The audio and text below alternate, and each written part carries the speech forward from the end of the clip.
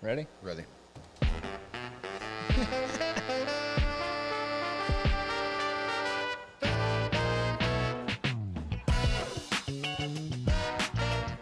What's going on, and welcome back to the Kickin With podcast. My name is Zac Holcomb. This is episode 35, and I'm joined by Jeremy/Jay Lane. What's going on, man? What's happening? Not too much, not too much. Appreciate you coming out tonight. Absolutely. Sorry for running a little late. Had to put some food in my tummy. No worries. Wouldn't have been good. I would have been cranky, so. You'd now have I'm been hangry. Yeah, I'm in a good mood now, though, so. See? Anyway, appreciate you coming out.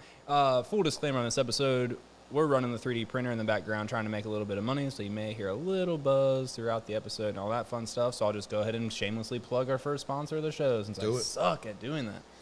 Additive America is a sponsor of the show. We do short-run manufacturing, product development, really cool, expensive prototype models and things like that. So if you ever need something really sweet that's never been made before to be made, hit us up. We like making those 1, 2, 3, 4, 5s all the way up to 1,000. That's what we do with Additive America. So a lot of people are like, oh, 3D printing, do you make signs? Do you make this, that, and the other? Usually not, but I've answered that question no so many times that I decided to go ahead and launch a company called Big Bark Social. And that's the second sponsor of the show. I'm going to knock them both out in the first minute, and then we can just have fun the whole rest of the time. Big Bark Social handles all those fancy fun things you might need in social media, website design, graphic creation, logo design, all that fun stuff. And unlike a lot of other common people around the area, no contracts, just content. That's our slogan. No contracts, just content. I like that. Thanks. That's awesome. Anywho, now we got all that out of the way. Steph won't be mad at me when I put out another pod without any sponsorships. We knocked it out right off the rip. Who sponsored that one? Yeah. Dang her. Yeah, she's like, it's really great that you're using all my equipment and you're not. I'm like, I know, sorry. So we knocked it out. That was perfect tonight. You know, I don't know. I like the Woody stuff, but maybe Big Bark Social sign back there. Yeah, we should work in some logos and stuff. You know, I always have this on, but she hasn't hooked me up with any Big Bark swag yet, so maybe I'll have to get that going. What's up with that, Steph? Come on, babe. Hook it up. In time, all in due time. Absolutely. Anywho, man, so welcome to the show. Really super excited to have you. Kind of known you around town from playing music and all those fancy things, but I'm sure you have a lot more that goes to life than that, but that's a large part of it, right? That is a very large part. And also, what episode is this? 35. 35. I'm up here now. Zach has officially reached the bottom of the barrel. No, that's funny. Harry was hitting me up with that too on, if you didn't see episode 33 with Harry Mailer from the Alien Fizz Spot. He kept telling me, he's like, I don't know hopefully I won't run too many people off your channel. I was like, no. Like, I think it. Dude, I loved it. Like I said, my son, they do a root beer thing, you know, that's their thing. Yeah. So watching that episode was my first introduction with him. I freaking loved him. Yeah, he's hilarious. Awesome guy. He is super funny. His joke about he's pulling out the Smarties and stuff. He brought some candy and stuff over because I buy a lot of Smarties from them. And he was like, today's modern day POS systems are fantastic. You can go back and you can search. And I was like, yeah, I know, totally that was me. Got it. Yeah, he's hilarious. Have you had the? You got to get the bacon and potato chips chocolate bar. I heard him talking about that. Dude, it's so There's something weird when you take something, and I know this is old, like sweet and salty, but yes, when you start combining things, I think it's like anything. Like, I'm rambling at this point, but who the hell ever decided that an oyster was good? Yeah. Who looked down and said, yeah, a goober down there, I think it's going to be My dad said that about chickens. Yeah, he's like, Yeah, who was the first person who was like, I think I'm going to grab that little feathery thing over there and pull all the feathers off and see what all we can make with it. It's like, what? Dude? So when you start doing that, you never know what you're going to come up with. Some things I think should be left alone. Yeah. Like what? Like what's a combo you're not too fond of? Like if you got the market on something, okay, Reese's. Yeah. Reese's peanut butter cups. Yeah. That's your market, guys. Yeah. Don't reach outside of that. Like a Reese's Pieces, is that too far? Not even that. It's when they come up and they try and take something else that has the market. Yeah. You know, the Cinnamon Toast Reese's cup. Oh, yeah. You're like, what the hell? Why are you doing that? You know, stop. Yeah. I was trying to get them hip to the chocolate turtles. Have you ever had those? Oh, yes. Yeah. So his daughter is like a big fan of turtles, like the actual animal. Okay, yeah. And then he's not a big fan of chocolate. So we actually, Steph kind of put the pressure on him to get chocolate in down there. and then Yeah, I boom, so we remember. got the chocolate. And so I was telling her, I was like, oh, these chocolate turtles are where it's at. What is I can't remember what it is. Is it like a walnut? It's like some nut cluster with caramel and chocolate on it. That's basically it. I don't even know what it is specifically. But Matter of fact, I think that's so like when companies do off brands of that. I think that's what they call it, like cluster, like whatever. nut cluster bar or something like that. It's I know, super like, good though. When I was a kid, I would go to my grandparents on the weekend. Single parent, my mom, so that was her break. She pulled me off on the grandparents on the weekend. But that's where the good candy was. Oh yeah. Did you have like a specific drawer? It was yeah. Yes, the candy drawer. Yes. And like, it was known that yes, you can go in that drawer. Yeah. But you're not gonna take everything. Yeah. You get you a little bit. Do this, do that. Yeah. Tomorrow when you wake up, you can go back to the You can drawer. try it again if you're good. You make your bed. Yeah. Grandpa come through and crack the back of your hand with that ruler. Yeah, oh man, wow, yeah. That was the least. That's all you hoped would happen. It was with me. It was the belt. Yeah. One time. That's all it took. That's all it took. He told me, I think I was in middle school, and I come home. So on Fridays, my grandma would pick me up from school. Mm-hmm. That was always a treat. Didn't have to ride the bus home. Yeah. And we go home, and I would immediately run out to meet my friends. Mm-hmm. Grab our bikes on the way. Yeah. Start tearing up the streets. Oh yeah. Oh yeah. Back then you played until the street light came on. Uh-huh. So my granddad would always tell me, change your clothes. God, I'm not gonna mess up, man. We're just gonna ride down the road, gonna come back. Be fine. His backyard, their backyard, kind of had a slant to a ditch. Okay. Yeah. And then their house was at the corner of the neighborhood, so it's kind of lower than all the other houses. So I would come through our neighbor's yard, busting balls like fast as I could. Hit the brakes, turn sideways, look all cool and stuff. That day, with my school attire on, hit the brakes, I turned sideways and slid right to the ditch in the ditch. Ooh. You did like the little like slide like this. Oh, and you hit yeah. the ditch and you're like Exactly. over the other it side. It caught me and threw me in the Yeah, ditch. a little catch and throw, yeah. Out the back door he comes, and I saw him undoing his belt. I'm like, yeah, this is not going to This is not good. This is how it happens. And what's worse than a belt whooping is a belt whooping when you're soaking wet. Oh, that's an interesting aspect I hadn't thought of. Huh. Yeah. Yeah, a So little from extra that, clap. from that point on, now my grandparents are golden. I mean, Yeah. it was like, Yeah, that wasn't every day. yeah, but That's from why it that sticks point out. on, if he spoke, yes, sir. Mm-hmm. But so yeah, there's that. But for me, so music is a very huge part of my life. But then there's the born and raised local area part of my life. Yeah. I think when you had Ryan up here, Riley, and I had reached out to you, like, oh no, another LaGrange guy, because I'm from Kinston by way of LaGrange. Right. Okay. Yeah. And I finally found out who he was through your episode, because once in a great while, if me and my wife are like going to Raleigh or Goldsboro or whatever, and we come back, I get reminiscent. I'm like, hey, let's slide shoot through through memory lane. LaGrange. Yeah. And it's easy to do on Highway 70. You can cut off into LaGrange and come right back out. And I was like, I'm gonna show you where I grew up at, like literally, like kid. Yeah, the spot. Yeah. Yeah. And I look at it, and it's like Riley's landscape and all that. I'm like, oh wow. Somebody bought was a duplex and turned it into a shop or whatever. And then as we're going out of LaGrange, it's like Riley's, this. Yeah, Riley. I'm like, I don't know who Riley is, but they got the market. That sucker owns everything. Yeah. So we leave, and maybe 4 days later, that episode came on. I'm like, that's him. Yeah. I was like, Ryan, that's you. Super nice guy. I reached out to him. I said, look, I know you're busy getting ready to open the drive-in. I was like, but man, if you would let me go to that spot and like walk around and just reminisce, where my swing set used to be, this, that, and third. Yeah.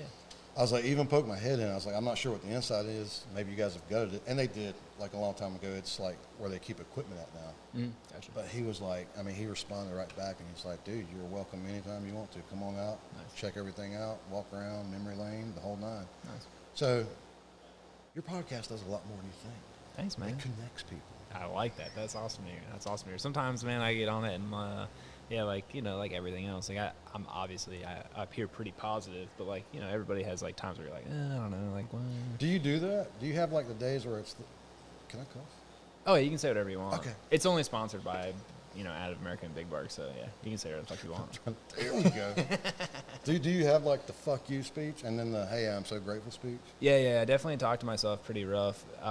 That's why I like in almost every episode there's like a wrestling story, but like it really all comes like from that of like growing up and being like my youngest daughter is 9 now. And most of the experiences that made me a crazy person all happened before I turned 9. So I'm like, it's so weird that I remember this entire life that happened. So like my parents got like divorced when I was 12, which means like when I was 11 and 10 that we were on our way there. Yeah. And 9 was like the beginning of it really. So like I would say like when I was 7 and 8, I was doing travel wrestling, man. And that was like me and my dad just were constantly doing that, which left my mom at home with Grant, who was 5 years younger. So a 2 or 3 year olds at home with mom, and me and my dad are running around. I mean, we're everywhere. We're 3 or 4 nights a week at wrestling practice, not getting home till 10 or 11. And then, so because like we lived maybe like an hour 15, probably an hour, let's just say, from where I would go wrestling. So like we'd wake up in the morning, drive to school, at school from like 8 o'clock, 8:30 until whenever. Then Dad picked me up. We'd go to his work until 5 or 6. We'd leave there, go to wrestling practice, and then we'd leave wrestling practice at like 9, drive an hour home. And it was like 7, 8 years old, like second and third grade. Pretty much second grade was like when we were really heavy into it.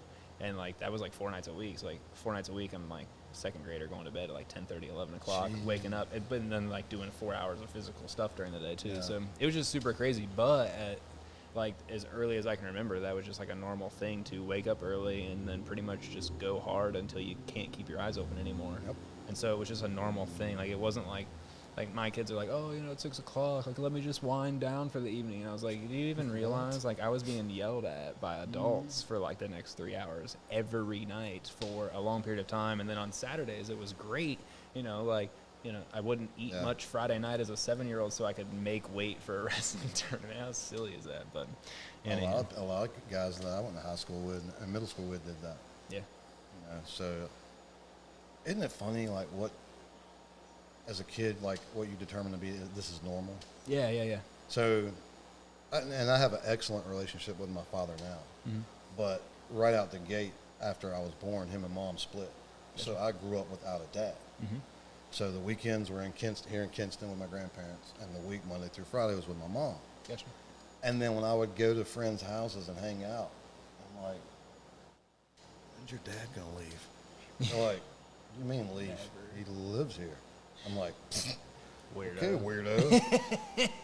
What a drag. Who the hell does that? Does your mom know he's staying here? Is he paying rent?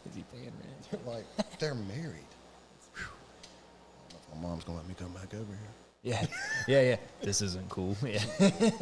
And then the first time I found out that one of my good friends growing up, first time I found out her grandparents did not live close. So it's like Friday at school, and we're like, hey, what's going on? What are you doing? What's going on? I'm going to my grandparents. You going to your grandparents? No, they live like an hour and a half away or something. I'm like, we don't see them much. Weirdo. Yeah, right.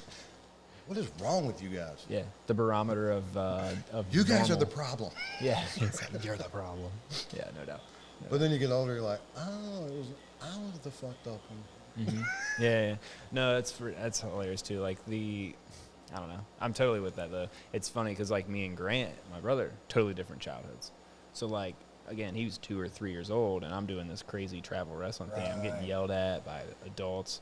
Like it was something stupid. Like this summer, so we did it, and then we went all through the summer with this like group of crazy people, and it's like the west side of Columbus. It's a city school. Like it's the west side of Columbus, and like you can say all that stuff, but like these kids were tough as nails, and I'm like, that's what my dad loved about it was like you're not getting that from going to like the ritzy part of town and doing wrestling. Those kids just live a whole different lifestyle, and so he was real big on giving me like that experience early on and stuff. But like, I mean, I think out of the 20 or 22 of us that wrestled all summer long, like something in the neighborhood of like 10 to 12 of them actually like won or placed at NCAA Division I nationals when they made it to college. So it was pretty crazy. Like we can go back and track all that stuff down and everything, but like that was just the normal. And then my brother's normal when he makes 7 or 8.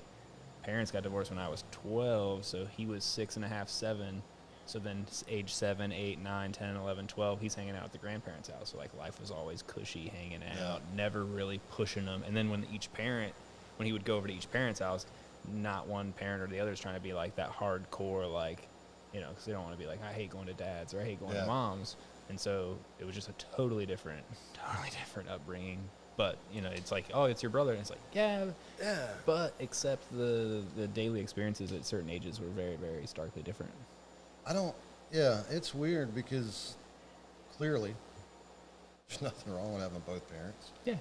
But at the same time, I meet so many people, successful people, there you go, that they had an upbringing just like me. And I'm like, so the media or people, whoever says, well, that's not healthy. What's not healthy? Where do you say it's not healthy? Right. You know what I mean? Yeah. I never once, I'm a grown ass man. Now, I will give a lot of credit to my grandfather. Right. He taught me how to shave, taught me how to, how to treat your lady and stuff like that. But even so, like, I never once suffered. And maybe I'm not making light of anyone who has suffered because you weren't, your parents were split up at all. For sure. But I don't know. I digress. I can get rambled on about that. But I don't like it when people put labels on what's going to make you successful. If you don't do this by the time you're this age, if you don't hang out with this clique, and if you don't get introduced to this, blah, blah, blah. I don't give a fuck what I... Yeah. Well, let me do what I do. Yeah, the whole age, like, time is a man-created thing, actually. Like, we created a clock and days and years and stuff. Oh, well, it's based on the revolution.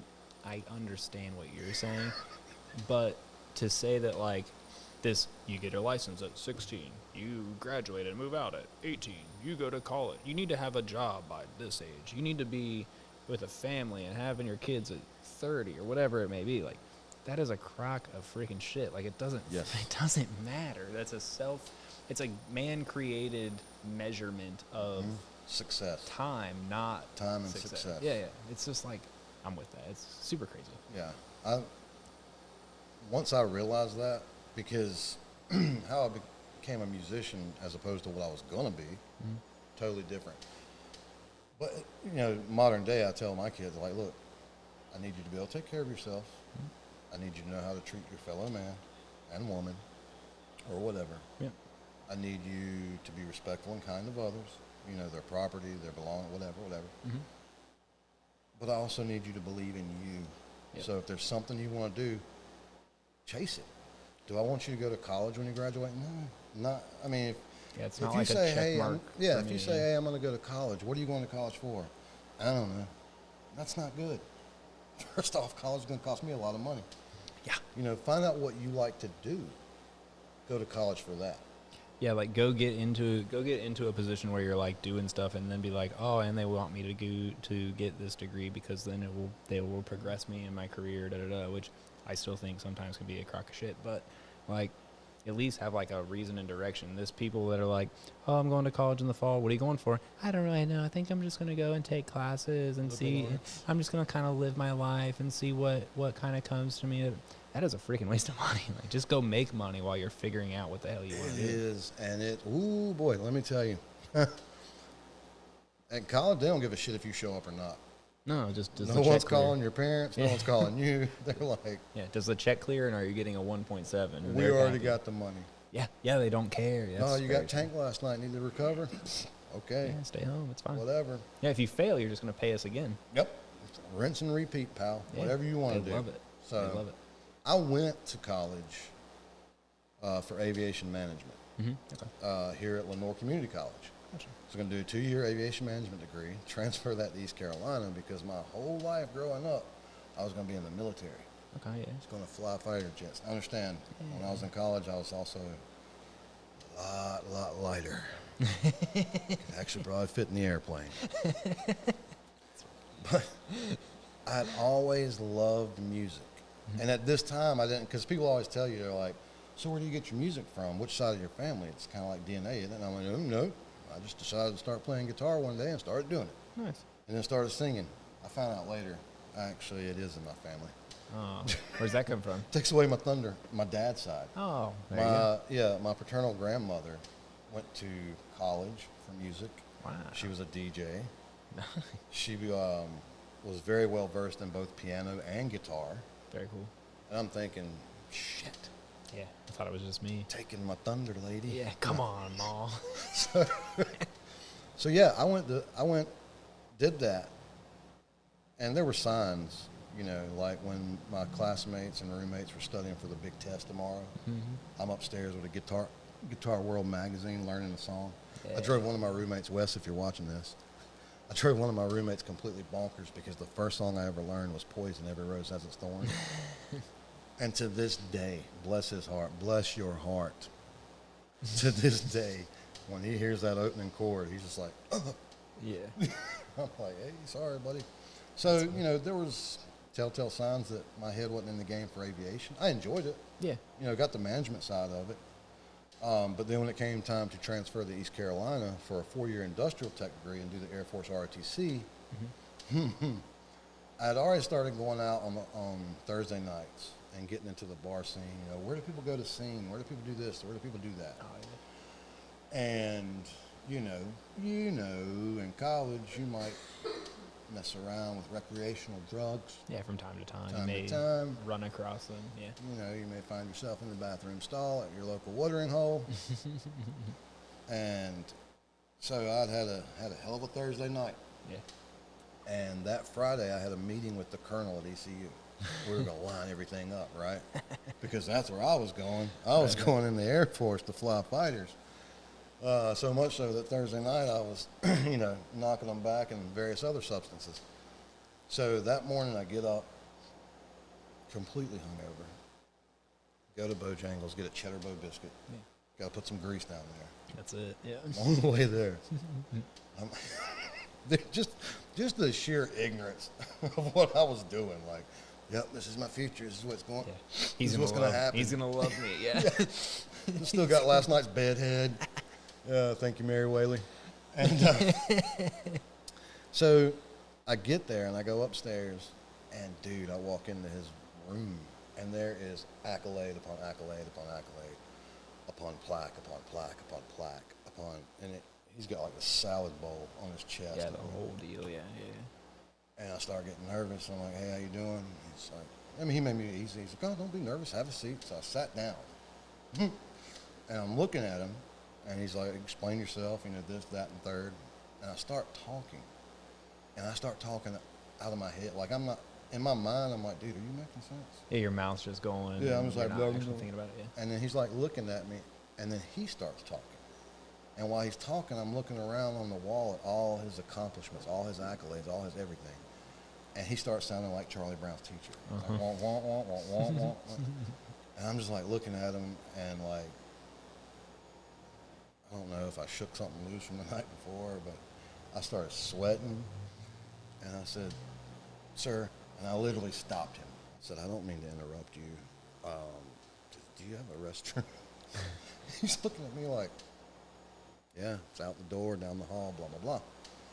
So I said, okay, I apologize. I'll be right back. And I go down to the restroom, and I go to the sink, and I'm throwing water in my face. I'm like, dude, Jeremy, get your shit together. What are you doing? And this other officer walks in. Good. And, you know, he uses the head, and he turns around, and he goes to wash. He goes to wash his hands. And I remember looking up in the mirror, and at the same time I looked up, and he looked over at me like, what the hell? It's not going to work out too well. This guy in our building. Who let this guy in the building? Dude, who's the homeless dude in the bathroom? The homeless dude in the bathroom. So he walks out. He wouldn't even acknowledge me, man. He's like, you know, he walks out, and I go back to the guy's office. He's like, y'all better? I'm like, yes, sir. And I sit down, and he gets ready to start talking. I'm like, sir, I said, with all due respect, I said, I am honestly wasting your time, and I am wasting my time. I said, I thought this was what I wanted. It's not. Yeah. You know, because clearly, if it was what I wanted, I wouldn't have been out the night before partying it up. Yeah, you would have been, you know, ready to rock. Yeah. When all my classmates and roommates were studying, you know, to make the highest grade on the exams, I wouldn't be barely skating by. Mm-hmm. And I'd had friends tell me that. They're like, dude, I don't think this is what you think it is. And I would get mad. I'm like, you don't know, You don't know me. yeah, you don't know me. But, you know, looking back, I'm like, dude, they were so right, you know. And I appreciate them for that, because that's not, to me, that's one of the marks of a true friend, is someone's not going to blow sunshine up your Yeah, they're ass. going to tell you some stuff you don't really want to hear. Yep. And, you know, and two of the guys that had told me, they had already graduated the program, you know, they're still in the Air Force now. Oh, And one of my cousins who led the way, like I think he was 2 years ahead of all the rest of us, he just made colonel. Wow, very You know, yeah. so, but they were right. You know, there's so much stuff I would have been doing if I was serious about it. Yeah, leading up to it. Yeah. So on the way back from Granville, I'm like, all right, Jay, you wanted to do it, let's do it. So I stop off at the grocery store, grab every guitar magazine, start learning songs, playing this, that, and third. You know, continue to hang out and you know, meet people and stuff like that. And from that point on, I was like, okay, and so how can I do this? I don't have a band, but I want to sing. So I don't want to put a band together and then suck. Right. Yeah. Or worse, have stage fright. You know, that's not the time to realize it. Yeah. So the local hangout spot back then was Hams, now East Coast Wings. Oh, okay. Yeah. And I went up there and started doing karaoke. I was like, band's pre-recorded. If anybody's gonna screw up, it's gonna be me. Everybody's drunk, so if I do, it'll be funny. Yeah, who even cares? Yeah. Had a great time, loved it. I was like, all right, I can do this. And then I would go back a couple of nights, and I knew I had a shot. This guy, bless his heart, I didn't know his name. He was hammered. He comes up to me, he's like, hey, you do Alice in Chains? I was like, well, I can. Man, if you do Man in the Box, man, I'm going to give you $20. I'm like, done. We'll try I it. look at the DJ, I'm like, Man in the Box next, whenever. Yeah, whatever you can loop that one in. So That's awesome. I was like, all right, so you got something there. And I started doing that, and I was working in aviation at that time, and the music thing just kind of consumed me. But what I realized, and what made me follow the music, because by then I'd already lost both my grandparents, just due to old age. Yeah. And my mother had come down with dementia, Alzheimer's. So at this point, I'm like, wait a minute. Although my grandparents raised me and said, hey, we don't care what you are, just be the best at whatever it is. Yep. You can be a garbage man. Be the best garbage man there is. So although they told me that, I still felt, you know, my grandfather was 82nd Airborne, in World War II, when it counted. Yeah. Not disrespecting the military, it still counts.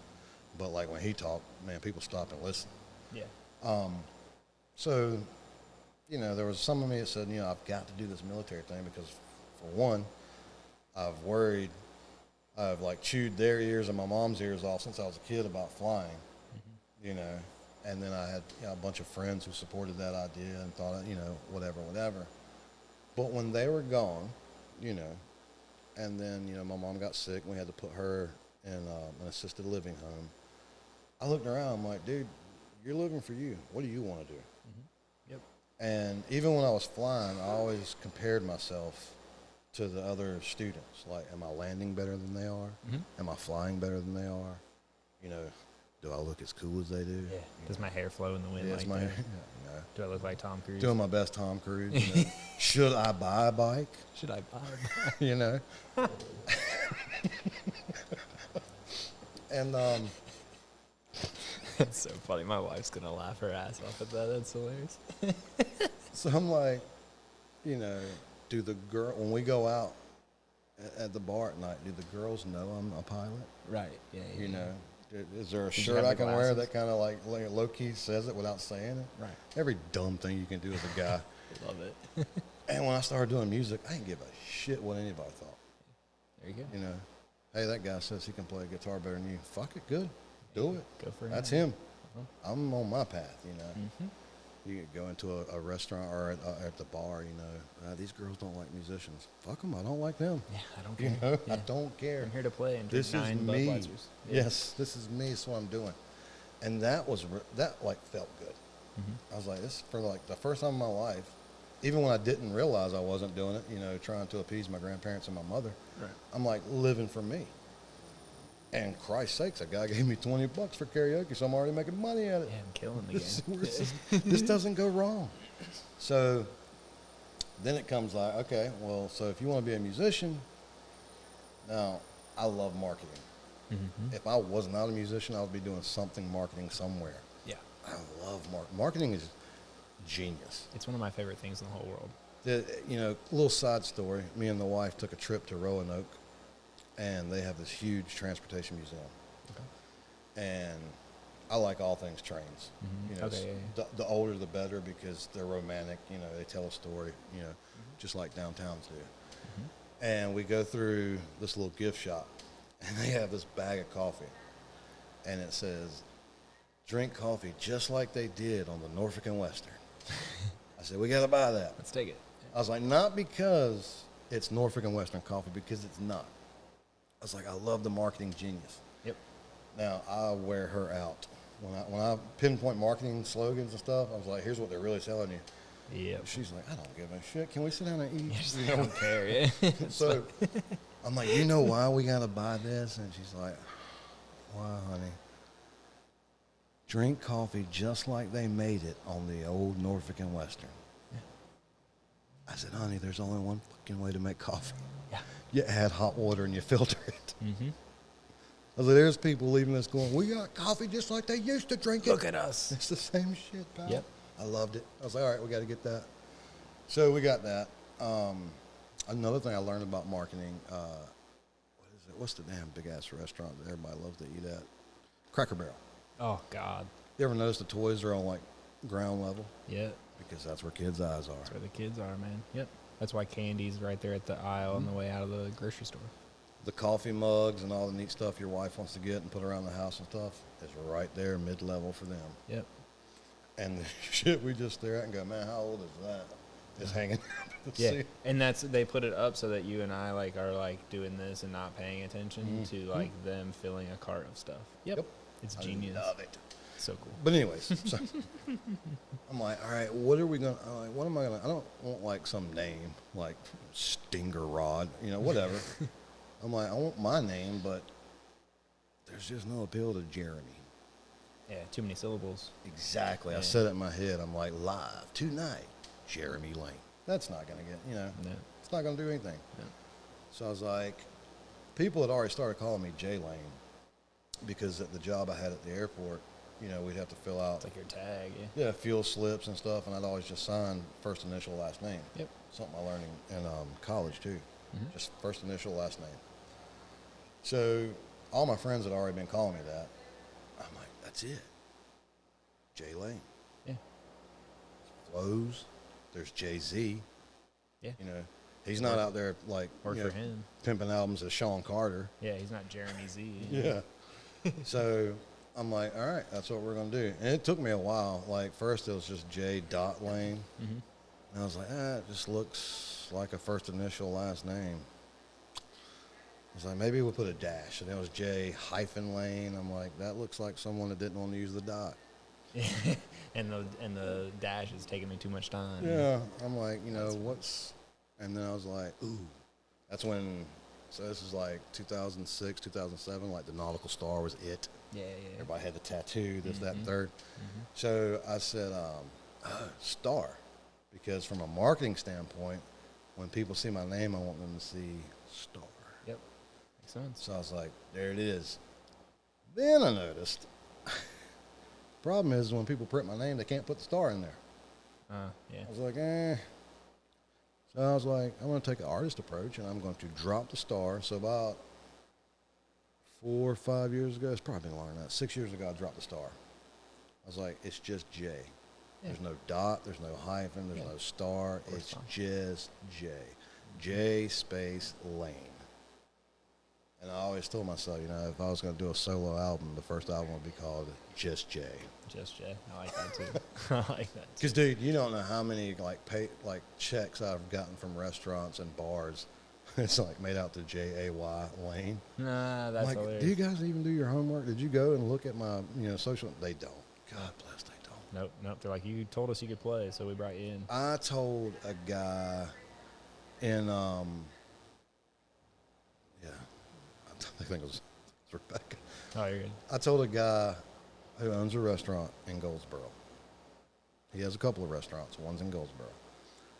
I said, dude, do not put my name up. Don't put Jeremy Lane, because nobody knows who the hell that is.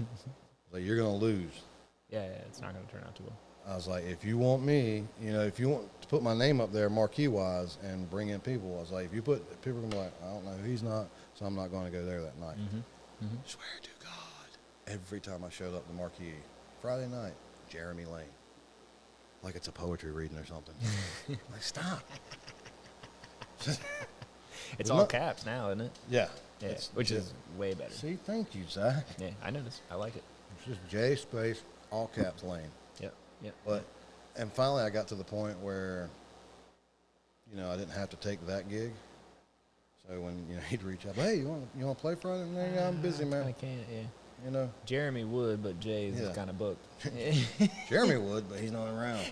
Because this is my thing. When, I got two prices I give people. I give you the price that, basically I give you a price that I'm literally, I don't want to put this out. People know my secret. Yeah, we can clip it. So. But yeah, I give you a price that, to put, how bad do you really want me? Yeah. Because, there's things I could be doing in my studio. There's things I could be doing elsewhere. Exactly. Opportunity cost price. So, here, you want me to play that night? That's the price. Yep. And if they come back and say, I'm like, but with that price, understand, I'm going to do something that a lot of people don't do. Business owners, bands, musicians. I'm going to advertise. Yeah. I'm going to do paid social media marketing, which is going to allow me to target certain people. I'm going to target people that like your page. Right. Yep. And then once we target them, we're gonna shave it down. Now I'm going to target people that like your page and like rock and roll music. Yep. Now I'm going to hone it in. Now we're going to target people that like your page, rock and roll music, and nightlife. Yep. I'm going to find everybody that goes to your establishment on that night for that type of music, and my ad's going to be right in front of them every time they open. Because although Facebook, Instagram's pretty cool about it, although they're owned by Facebook now. Facebook has got this cool thing where until you click on an ad, they'll keep putting it in your feed. Yeah. Yep. Once you click on it, once you click on it, you're like, all right, they saw it, cool, we're done. Yeah, they'll impression you to hell. Yeah, Yep. and that's actually cool for me because, if I start seeing an ad like over and over and over again, although I know once I engage it, the algorithms are going to line up for other things like that. But I know if you just click on it right quick, you'll never see that ad again. Yeah, you can pump it right through. Yeah. And then, you can go ahead and take that 46 cents from their budget too and maybe whittle them down. Yeah. So yeah, that's that price. How bad do you want me? But understand it's going to come with this. And I've done tests. I've done tests at a venue, same venue. Yeah, with or without. This night I'm going to advertise. That night I'm not. The night I advertised, packed. Yep. The night I didn't, 6, 7 people might, every 30 minutes filter through. I'm like, okay, so I know it works. Yeah. I wasn't doing that for their sake. I was doing it for my sake. Market let's research. spend the money. Yeah. So we started doing that, and that's how that came about. Fast forward, I always wanted to be an original artist. There's nothing wrong with cover bands. There's a lot of cover bands that make good money at it, especially if they play for weddings and stuff. Oh, God, yeah. And then there's tribute bands who they get, I think they're more sought out than like original bands because they're like, we want Guns N' Roses, but we can't afford them. We can't afford you. Yeah, we do have $8,500 for you guys. Yeah, for sure. So that was a must. And what I did, I got this little slogan, and I tell people this all the time, kids, other people who are interested in doing something. Because the first thing out of someone's mouth, like, hey, I'm interested in this. Oh, you should pursue it. Well, I don't have the money. I get that. Oh, Lord, I totally get it. So guess what? Do the free shit first. It costs you, everybody, anyone who's capable of running a business or doing something, researching something they like, blah, blah, blah, has a smartphone. Yep. McDonald's has free Wi-Fi. Yep. Go up there and research. Know everything you know. So when that opportunity does present itself and that door does open, you're ready. It's free to do that. Do the free shit first. Yep. Agreed. So I started, like, okay, well, how do bands get discovered? How does someone write a song? And when you write it, how does it get judged or whatever? What makes it marketable? What makes it this? What makes it that? I knew I wanted, like, the song had to be, like, heartfelt. I didn't just want to, pop music's not me. Mm-hmm. Right. There's a good market for it. People are making millions of dollars on it. Oh, God, yeah. But I was like, okay, so it's got to be meaningful to me, but, I got to connect with people, blah, blah, blah. So I started researching that, and then I started finding people on YouTube and watching their channel. And, what happened in 2012-ish, maybe a little bit before that, but definitely around 2012, there was a paradigm shift in the music industry. Mm-hmm. And independent artists started coming up. Yeah, the internet. And they were kicking major record labels' asses and stuff. Mm-hmm. There's still, I know artists right now today making six figures that you've never heard of. They've never been on a magazine. They haven't been on the radio. So there's this shift in the industry. You no longer needed a record label, And for example, if people like, well, some people think, even in this industry, oh man, if we could just get signed, if a record label would pick me up. Mm-hmm. Personally, at the beginning stage of that game, I am totally against it, because all a record label is to a musician is what a bank is to a homeowner. They are giving you the money to get the album recorded, buy the merchandise, set up social media, set up your website, do all this stuff so they can push you out on the road so they can recoup what they gave you plus some. They own you, man. Yeah. Yep. I'm like, it looks good. They got to make you look good, because then people are like, ooh, man, they look so cool. Let's go buy their stuff. Yeah. Goes back into the record label. Yeah, they definitely don't want you to be like, look at us, we just got signed. Everybody be like, Yeah. It's marketing again. Marketing. All it is. That's the thing on the bands too, like you said, like if you sell yourself out like that so early, like it's such a problem, because it really just shows that you aren't creative enough to make it pop anyway with today's world and what you can do. Yes. You can literally almost record an album with like phones and $200 worth of mics. I mean, Yeah. like you can really do a lot of stuff. All marketing is free. All the branding is free. It's just you taking the time to grind it out and do the work that no one wants to do over and over and over again on days when no one wants to do it. Something I learned, speaking of free advertising, I learned this from Rick Barker, which was Taylor Swift's first manager. Okay. Bob's brother? Yeah, Bob Barker's brother. And he's right, because I've done it ever since he said it. Mm-hmm. People don't know what you want or what you need. Just because you go and set a table up and put merchandise on it, you're like, okay, people are going to see it and they're going to buy it. Mm-hmm. Not if you don't tell them. Mm-hmm. You have to tell them. You have to tell people what you want. Even if they're, diehard fans are going to buy it anyways. But even if people are digging you, they still don't know that you want them to maybe go to the merch table and buy that T-shirt, so you got some gas for the next gig. Yeah. You have to tell them from the stage. You got to have that call to action. Exactly. And the easiest and freest, is that a word? Freest? Earth tone freest? Yeah, it's an FTE freest. Yeah. I like that. Is if you have a social media platform, and, so there's the J Lane and Sonic Revival page, and then I have my personal page to keep up with friends and family and stuff. Take whatever you're putting on that page that you need to go and spread and stuff, hit copy link, and go to your friends and ask them, hey, do me a favor. I really want everybody to know about this show coming up Friday night. Would you post this on your page, please? Free to ask. Yeah, it doesn't cost anything. You ever get just a podcast link sent to you randomly? I don't. Oh, I haven't hit you up on that yet. No. Haven't even had to then. You're just in from the jump. But I will literally do that. Like, people are like, how do I get people to see my stuff? When you post it, send it in Messenger to 15 people that know you and like you. 6 of them will share it. That's 6 free shares. Exactly. Not everybody's going to share it, and that's fine. Yep. Because, and it's like with an email list, another thing that a lot of up-and-coming artists don't do, they have a killer social media existence. I'm like, that's awesome. Mm-hmm. Where's your website? I'm telling you. What do you mean? Where are you collecting your emails at? Yep. What? That's old school. No, it's not old school. It's not. Let's go back a year and a half ago, the day Facebook shut down for a day, and people lost their shit. Yeah, they freak out. Yep. Okay, because you don't own anything on Facebook. Nothing is yours. You know, it all belongs to Facebook. If they take it down tomorrow, it's done. You're toast. A lot of people's businesses would go out. Mm-hmm. Yep. But if you have a collection of emails that you got from your website, that you pay the hosting on yearly, that you pay the domain name on it, that's yours. Yep. You've got those people.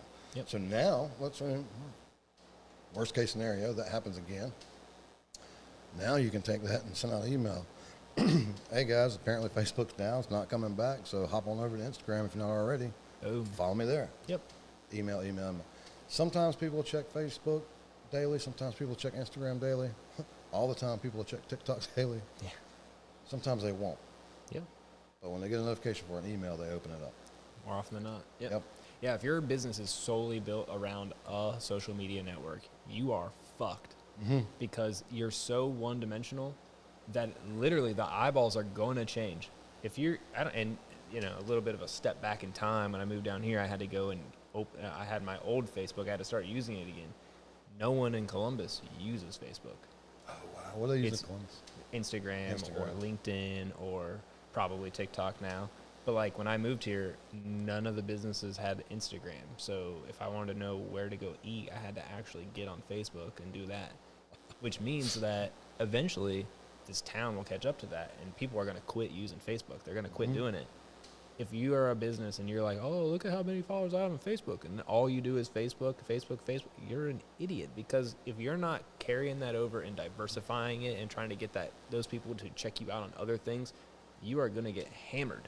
Did you ever have MySpace? Yeah. How many people were huge on MySpace and never branched out and now they're dead, like no one knows about them? Here's when I knew MySpace was like sinking. I'm like going through it one day, I'm changing out the song so people, oh, he likes that song today. He's so cool. Yeah. Whatever. What? Shit. Just got a friend request from my best friend's grandma. It's time to go. They're taking over. Time to get out. When they went from the top 8 to you can select your top whatever number, I was like, they're fucked. Yep. They're reaching, now they're grasping. Yeah. Oh, now you can do a top 16. Well, what's the point? Oh, you're getting hammered by Facebook.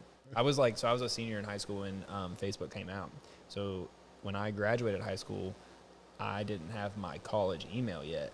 So I couldn't even join Facebook. You had to be or you had to be invited by someone. So like if you were in high school, you couldn't get on Facebook because you didn't have a .edu, something like that. That existed, people, in case you didn't know. Like, you literally couldn't get on Facebook unless you had a college email address. Like, how crazy is that? Watch the movie.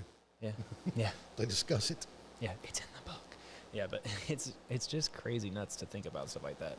We've experienced, so like my business is largely on LinkedIn, but you got to cross them over and you got to get them to other things too. And like, we've had different days where like, LinkedIn goes down and you're like, that's where people know who I am, and no one knows who I am on any of these other platforms. But like, it makes you pucker a little, and you're like, all right, time to get serious about all the other. Oh, what happened? Yeah, what am I gonna do? What's going on? How am I gonna get sales without that one stream that I just got addicted to? It's like a drug, man. No, you gotta try all the drugs. And that's, I totally say all that because when I messaged you the other night, I say all that to say that www.jlaneofficial.com is not live yet. It was live, but then when we started recording, like, I had no content for it. So, like, I took it down, and the host I had, I was like, I don't want you guys to be a host anymore, because although you're a music business, like they offer services to musicians, your website builder is not user friendly. Like, I would get a headache sitting down, like, oh God. I was like, I just don't want you guys to be the host yet. I was like, can I take my domain name yet? And they're like, not yet. It's got another 2 or 3 months, and this was 3 months ago. I was like, but I canceled the service. They're like, yeah, but we hold it for 3 months. Then they hit me with this. They're like, or you can come back in and we can forward it to wherever you're going. I'm like, now we're back in the vicious cycle again. BS. I was like, I'll wait 3 months. Yeah. And I marked it down to the day, and they were honest. You know, when that day hit, I went to my GoDaddy account. I was like, purchase jlaneofficial.com. Nice, got it. Yeah. It's literally that easy. Yeah. Yeah, the way that companies in the social media / website / just digital marketing game run around and they're like, hey, there's this whole new way of doing things. There's this whole new way of doing things. But then they want to nab your ass with a contract in the old way of doing stuff. It's like, oh, like. The old way. Yeah, that drives me nuts. I can't, like, I run a company that does contract manufacturing. And I still hardly make people sign contracts because at the end of the day, if I suck and I'm not bringing you value, you should be allowed to leave. Yeah. And if I have good customer service, I would let you leave. Yep. So the fact that you need a contract to get someone you won't do business with someone unless they'll sign a contract, especially on something as crazy, stupid, and simple as social media, quit sucking. Just do a better effing job of providing them value and they would have no reason to ever leave you. But to be like, oh, you want to make a video? Cool, sign this annual agreement for X amount of $1,000, which is basically a salary for a person that makes content almost. I mean, like, I've seen some stuff around town where it's like $20,000, $30,000, $40,000 a year for you to create content for a business. And then the people that are doing it are interns. Like, wait, I'm sorry. So, wait a minute. You need me to give you $32,000 a year for an annual contract for content creation, and then the person doing it is a high school junior that's on an internship. Why don't I just offer high school graduating seniors $25,000 a year to just be an employee? All right. Grab this for me. Why don't you? Yeah. Oh, instead of working for free for that guy that never did anything that revolves around that service other than get suckers to sign contracts, largely from public entities, which are the easiest ones to coerce into doing dumb shit because they're not working for a for-profit, they're working for a place that's spending tax dollars. Like, it makes my heart so hurt to, like, just provide really good value and don't worry about nabbing people's asses on a freaking piece of paper. Like, anyhow, I digress, but that stuff drives me crazy. That's why we say content, not contracts with Additive America, or with Big Bark, because it's like, that's what we come up to all the time, and to be honest, it's a really cool thing that other people are doing it because the people that come to us are trying to offer us these deals that are way richer than what we would actually propose to them in the first place. And so we're like, actually, like, how about we just step back 25% from what you thought you were going to need to do here? And in our heads, we're going, that's kind of like 25% better than what we would have offered anyway. So it's a cool, like, in the middle and no contract. Like, no one's tied down. And it's good for you, good for me. Yeah, it kind of works out that there's a little extortion going on in that game, but it's just like, more or less, it's the unknown. People just don't know. Yeah. They don't have a clue. Another one that we hear a lot of time is like, I can't do a website. Well, why? I don't have the time. Well, if someone else builds it for you and does everything and puts all of the content on there, how often do you need to update it or put time into it? You really don't. Right. Like, does it have like a list of your events coming up? Yes. Does it have an about me? Yes. Does it have a little bit of a history page? Yeah. Does it have a merch spot, little e-commerce?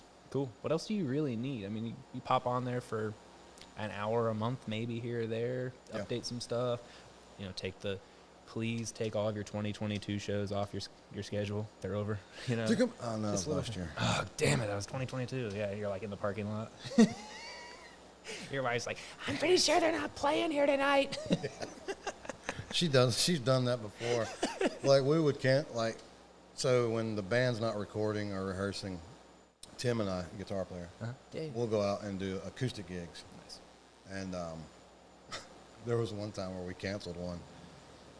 And I forgot if it was on the venue side or our side, but it wasn't going to work. And I just totally forgot to take it down. Yeah. So she texted me and she's like, hey, I just got a notification you're playing tonight at 7. Is that still happening? I'm like, no. You said you were coming home after work. Yeah. I am. So if you got a notification, everybody else did. Yeah. Yikes. But yeah, so there's that, and this is all the stuff I learned doing the free shit while I was putting everything together. Yep. And then moving forward, so I got the name back, jlaneofficial.com. Yeah. We did a photo shoot 2 months ago at Carrie's place over at Social House. Oh, okay. Cool spot. Dude, that building. That is a super cool spot. So we did the photo shoot there. So we got all the photos. You know, we all sat down and said, okay, we like this one, we like that one, da da da da. So you know, the website is built, but you know, we're releasing our single. It's either going to be the very end of this month or 1st of March. Nice.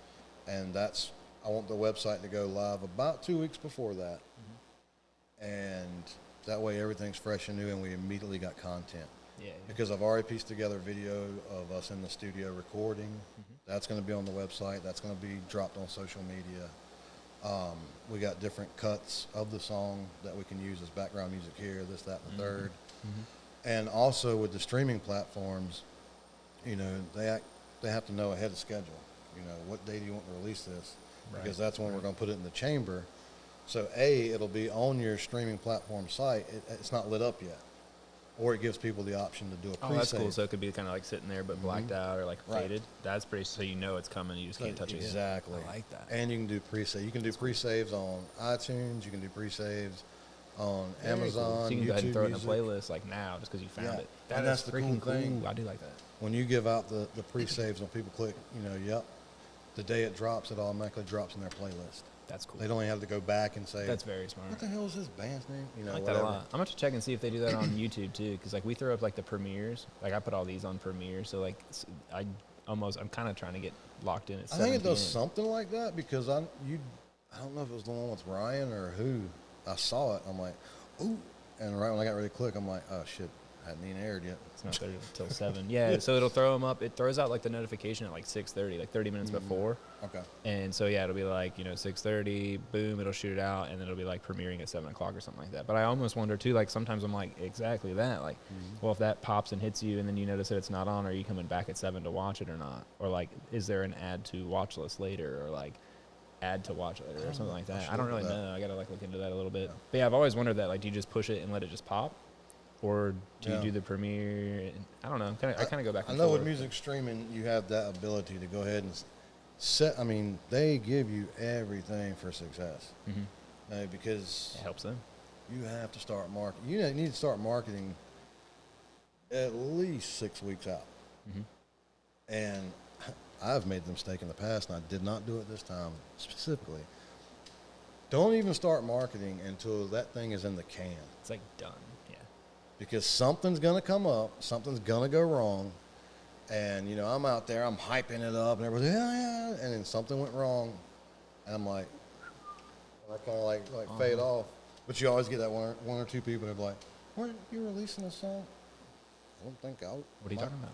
No, not me. I definitely did that early on. I'd be like, oh, yes, we're going to drop this episode, and there'll be another one. It'll be every Monday, Wednesday, and Friday. And it was like, golly, that was dumb. Because now I'm going back and being like, how the hell am I going to make that happen? Now I'm just like, I don't know when they're going to come out, but you'll get a notification at 6:30, and then just know that 30 minutes later, it's going to pop. There it is. But, yeah, it's too tricky, and life is too much of a mess to really, be locked in for sure. But, yeah, I like you said, once you have it already done, makes the game a lot easier.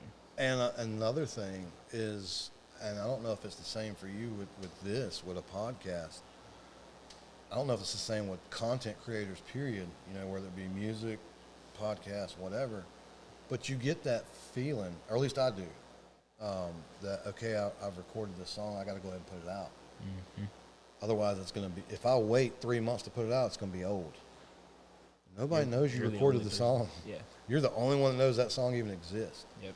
And then I'll watch bands that I grew up liking and stuff, and they're like, yeah, we had that song written like a year, and we grabbed it and put it on the album. And I'm like, Yeah, it's like a oh, filler slot. shit. Yeah. I thought you guys just went up there that weekend and dropped it. That song been done, sitting on the shelf collecting dust. Yeah, or they retire and die, and they're like, there's 400 unreleased songs from so-and-so. And you're like, how? They only put out 180 when they were actually... That's crazy. But it's cool to see that, because then you're like, oh, that's why they put out 100 bangers. Yeah. Because they were only it was really only one out of every 4 songs they made was actually good. They called a lot of the bad ones back. Oh, dude. Or not peak ones. Speaking of Jay-Z, because I'm a huge fan of his, I don't know if he still does it. Obviously, the more he does, the more, honed into his craft he is. But with the Blueprint and the 99 Problems and all that, back then, he would do 60 songs. Picked 12. And pick the best 12. Yeah. I'm like, what? It's crazy. 60 songs. I mean, I would love to do that, but at the same, there again, and I don't know if he feels this way, but with me, like every song I write, Feel good about it's my baby. it. Yeah, I like it. That's the one. But then I'll put it to the side and I'll come back. I'm like, maybe that's not the one. You know, like with this, our debut song. Our debut song is Shelf Toy. Gotcha. Nice. And we have three singles. And this is not the one I originally wanted to be the debut. Like, here's us. Here's Jay Lane and the Sonic Revival. And the more I would go back and listen, I'm like, damn, this thing's got some groove to it. You know what I mean? I like it. And then every part of the production, the band, you know, like, what song are we working on today? Oh, let's start with Shelf Toy. So it got bumped up ahead of everything else. And then how it came about, the song, Tim is like a riff master, guitar player. Me and him have been friends. He was in my very first band, the Jay Lane Band. Oh, nice. Okay. Yeah, short notice. Like, I was looking for a guitar player, and his then sister-in-law was like, my brother-in-law plays. I'm like, cool. So I called him up, and I talked to him. I was like, hey, man, would you be interested in doing this, that, and the third? He's like, yeah. He's like, when's the show? I was like, in 2 weeks. He's like, shit. Hell yeah. So I'm truly lucky and blessed to have him with me still on this ride, because actually all three of the guys are probably the most humble guys to be as good as they are. You know, I'm like the least experienced in my band, and it's always been that way. Like ever since day one, when I was always the least experienced. You know, I might not can play the scales you can play. I might not can drum like you can drum. I don't even own a bass guitar, but I got the gift of gab, and I can put us places. So, The marketing's valuable too. You know what I mean? yeah, you know, you guys do that. It's a very, very valuable piece. You know, you guys do that. You do your thing. I'm gonna do my thing, and together it's gonna explode. So, when we first wrote this particular song, he came to me. He's like, "Hey, man, check this riff out," and he played it. I was like, "Ooh, that's got groove. I like that. That's sassy. That's got some swag to it." And I was like, "Dude," I know some lyrics I can put to it, because normally, as of right now, you know, that's how we do it. He'll come up, you know, I'll say, "Here's my idea," and he'll deliver a riff to it, or he'll bring a riff, and I'm like, "Ooh, that fits something I've, in my head, lyrical wise." Yep. So the song is Shelf Toy, and essentially what it's about Rebecca, my wife. It's not about her, but she has this slogan on the refrigerator that I absolutely love. It says, if it's important to them, they'll find a way. If it's not important to them, they'll find an excuse. Yeah, for sure. And that, I love that. And it kind of coexists with Shelf Toy. Shelf Toy was nothing more than that. It was a title. But where it came from is back in the day when I'm running the bar trying to be cool and everything, just started playing. There was a girl I was hanging out with. We weren't dating. I wasn't trying to pursue her. But the more we hung out, the more it kind of felt like we were dating. So I'm like, well, I kind of do like her. Maybe I should, talk to her. Maybe yourself into it a little maybe I bit. should ask her out. And then, she would call and she'd be like, hey, Friday night, what are you doing? I'm like, I don't have any plans. Well, let's do this, that, and the third. All right, sweet. Where do I meet you at? Meet me here. All right, cool. Friday. Hey, something come up. I'm like, okay, I get it. Things come up. Got it. Next week, same thing. Next week. Finally, one day, I probably had a shit day. I'm a pretty even keel guy. It takes a lot to piss me off. And it wasn't nearly as dramatic as it might sound in the song, the lyric content. But finally, she said she had something to do somewhere else. I'm like, hey, cool, that's not a problem. Me and the boys going to the bar, going to grab some cold ones. And I get there, and she's there. Hey. And then she's like stumbling over her words. I'm like, hey, I get it. Chill, yeah. I just thought we were hanging out. We're not hanging out. But here's one thing you need to know. I swear to God. I said, I'm not your damn shelf toy. Yeah. You're not just going to call on me when you're bored and want something to do, and then when you're not, fallback friend. put me up on a shelf until next time. I'm not that guy. Yeah. And after I said that to her, I was like, shelf toy. That should be a song one day. Yeah. And dude, this is like 20 years. Nah, not 20. I've been doing this since 2005. 2006, 2007 is just when this happened. And I was like, cool. So Tim comes up and he's like, hey, man, check this lick out. And he's playing. I'm like, that's Shelf Toy. Yeah, got it. So Nice. we did, that was the first song. And like I said, the more I listened to it, I'm like, this is a banger. You know, I think, you know, what the hell do I know? Yeah. Well, that's all that really matters. What I loved about it is when I told Tim, I was like, dude, here's the lyric content and here's why. He's like, man, same shit happened to me, man. You know, with some other girl, you know, before him and I even met. Right. You know, and this was pre-cell phones. Yeah. So they would make plans on the phone. Yeah, you drive and then all the he'd way go up. home and like, you know, she's like, I'll be at your house. And he's waiting all night. Now his night's wasted. He can't go Yeah. hang out with his boys and stuff. Yep. So like, I think he let her get away with that 2 or 3 times. And he's like, you know what? Whatever. Hell of it, yeah. She calls and she's like, I'm gonna be there Friday night. He's like, sure, okay, cool. And Friday night he was gone. Else anyway, yeah. And he's like, I'm not, you know, my time's valuable. Yeah. You know, even if it's just hanging out with somebody and shooting shit, my time is valuable. So Tim liked it. I was like, well, cool. Here's a song that you and I both relate to. Great. Yep.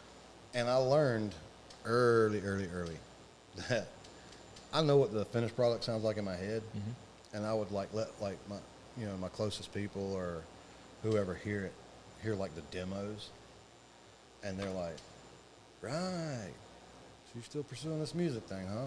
I'm like, well, I mean, it's not, you know, when it's finished, you know, and then I'm passionate about it, so I'm like, you know, once it's, you know, bounced down and mixed and blah, blah, blah, blah, blah, and I'm speaking like, you know, production terms, and they're like,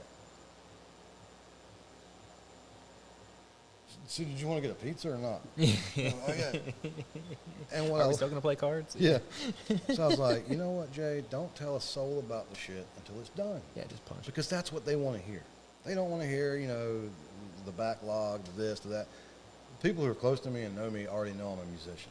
They get that. If they wanted to hear mumbo jumbo about all that shit, they'd ask. But there was 2 or 3 people that I was like, man, woo-hoo, I cannot wait for you to hear this. I cannot wait for you to hear this. Well, let's hear it. I'm like, not until it's finished. Until it's done. When it's mastered and comes back, you can hear it. Until then, no. I will tell you this. This is what it's about. Every single person I said, this is what it's about, they're like, man, that same shit happened to me, man. That's it, that relatable stuff. Yeah. Yep. And I was like, okay, now we got something. Because that's essentially how Taylor Swift made it. Right. She was on MySpace, and, you know, back in the day, you didn't even have to be friends with people to see what they were, you know, if they talked to someone else. Right. So she would see all these girls talking about heartache, heartbreak, you know, I can't believe he dumped me, and now he's going out with the head cheerleader, blah, blah, blah. Right. You know, perfect. she was That cheerleader, relatable I'm on the bleachers, blah, blah, blah, blah. So she was just writing songs that she could relate with her peers and her friends, and they loved it. So, Smart. and I thought about it, I was like, dude, every song that really sticks, it's something relatable. You know? Yep. So Everything. that's, I mean, it's content in general now, too, right? Like, content is, like, the term for all things like that. But, like, there for a while, that was, like, the premier type of creating stuff that you liked or it was making you feel a certain way. So Yeah. it totally makes sense. so Totally that's makes the sense. song, Shelf Toy. Sweet. Shelf Toy. Shelf Toy. I like that. We'll throw it up. When are you dropping that? So, Wait, hold on. It's all done, right?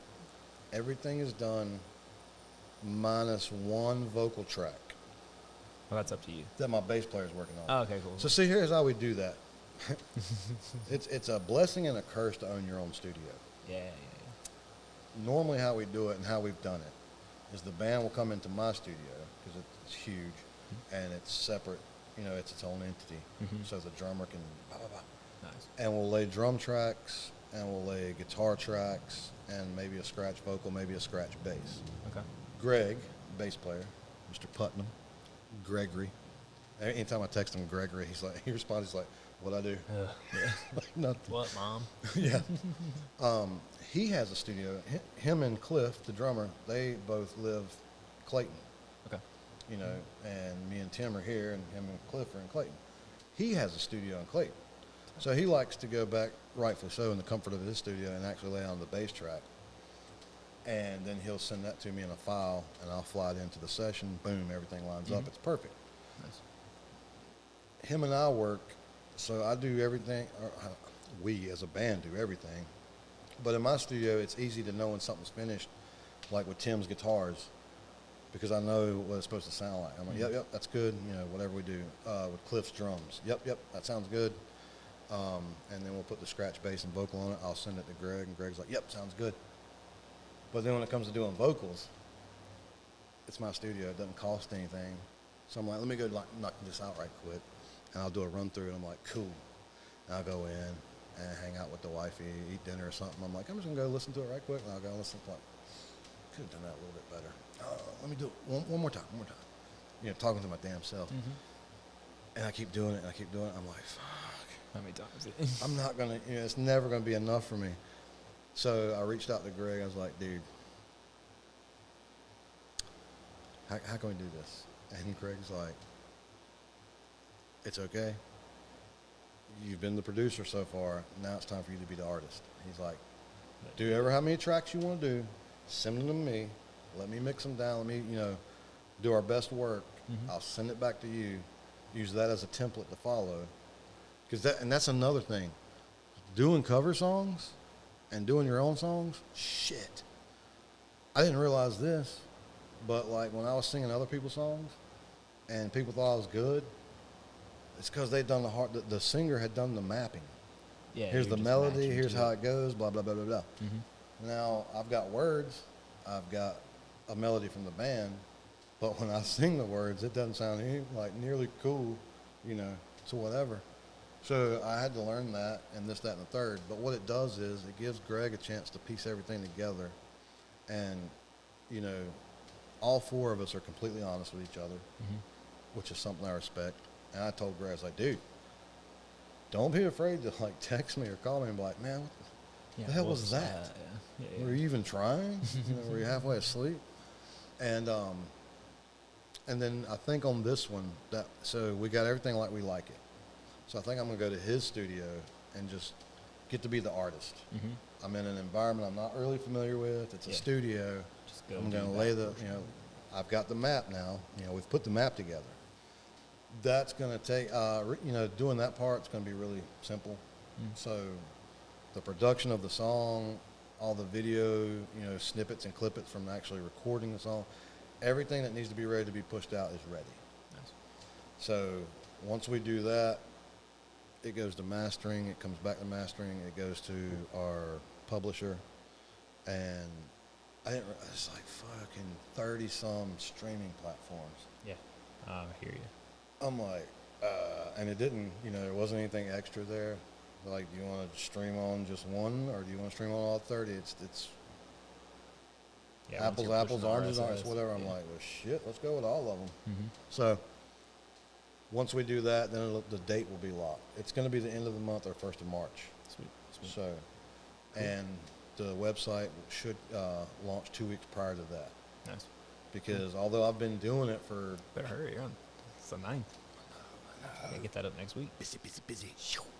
Although I've been around since 2005, the J Lane and Sonic Revivals, it's new, but it's not new. We made our debut at the concert we did at East Coast Wings for Dementia of North Carolina.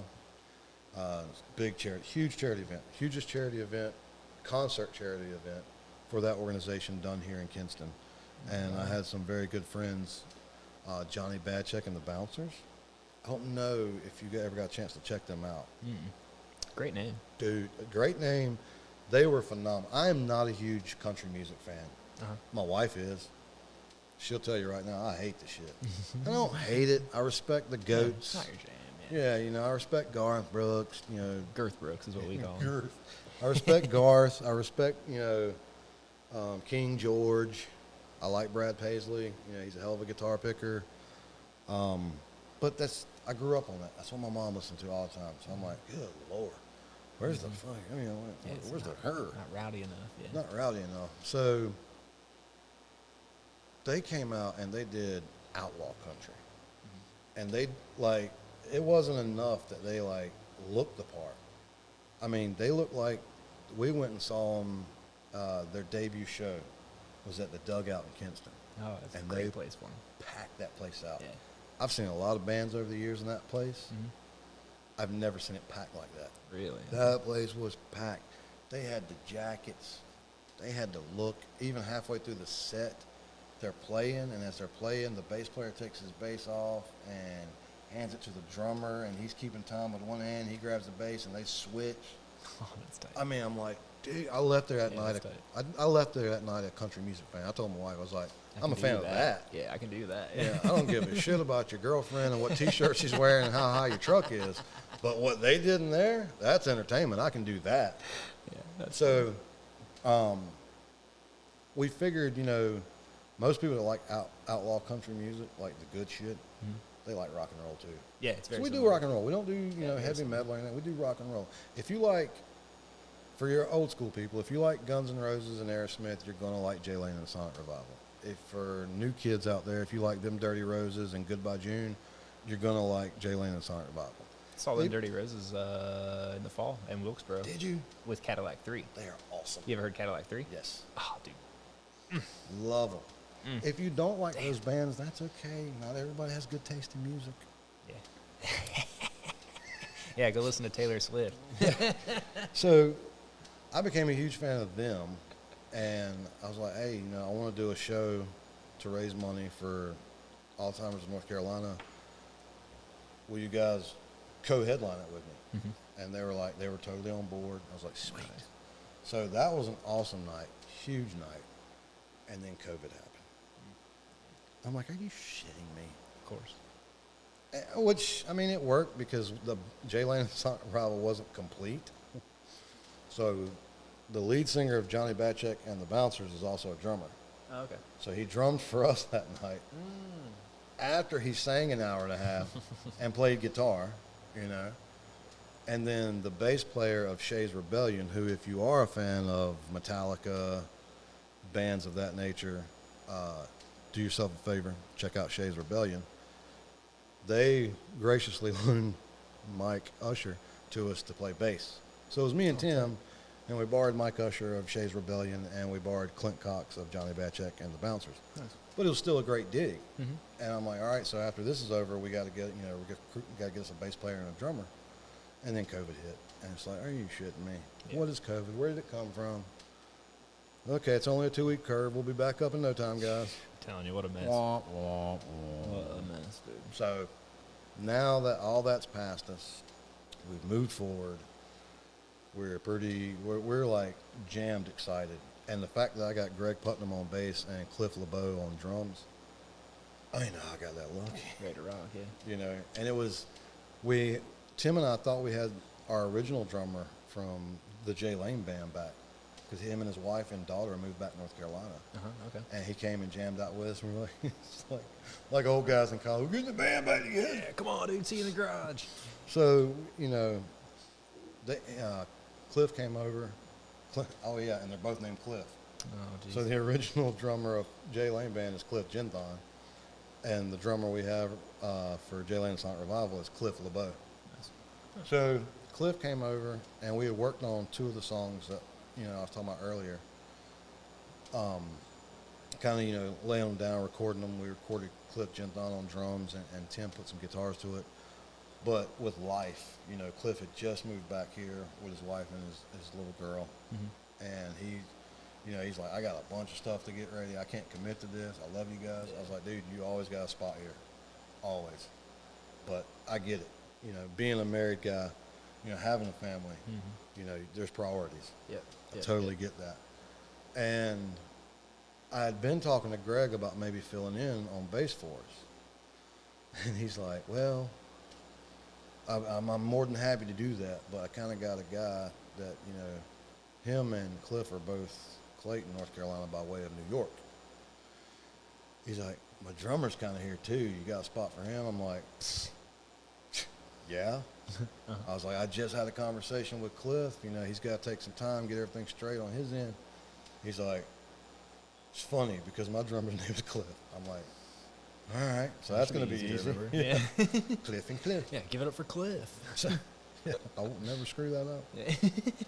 But no, so that worked out great. And dude, like sometimes like I'm watching them like when we were recording, and I'm like start fanning out. I'm like, wow, he's such a good drummer. Or you know, wow, you know, or Tim will do something. I'm like, dude, where did that come from? Tim is so humble. He's like, I don't know. I just thought it sounded good, so I did it.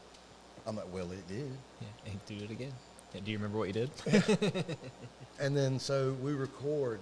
The music's done first, and that's when the pressure hits. Great. Time to shine. Now I got to sing. So all that good stuff you guys did, I'm getting ready to ruin that for you. No, I'm just kidding. Yeah. We'll just put out the instrumental album.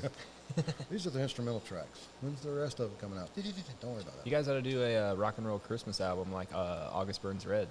I want to. Dude, that'd be so tight. I want to. Even if it was just like 3 or 4 songs. Yeah. It'd be, and you just like do like 2 songs a year or something, just add on to it. Oh, God, that'd be tight. Yeah. Rebecca has been like, every year she's like, you should do some Christmas music. Yeah. And then I'll give her shit about it. Like, nobody wants to hear that shit. And then I'll go back to her and I'll be like, hey, what do you think if I did like, if we covered like Run Run Rudolph? And she's like, Yeah, we need that. I'm like, oh, okay. I think you should do it. Yeah. We love the August Burns Red Christmas album, man. We turn it on all the time. Like the day after Halloween, it's like, we love it. Oh, is that where you guys are with Christmas?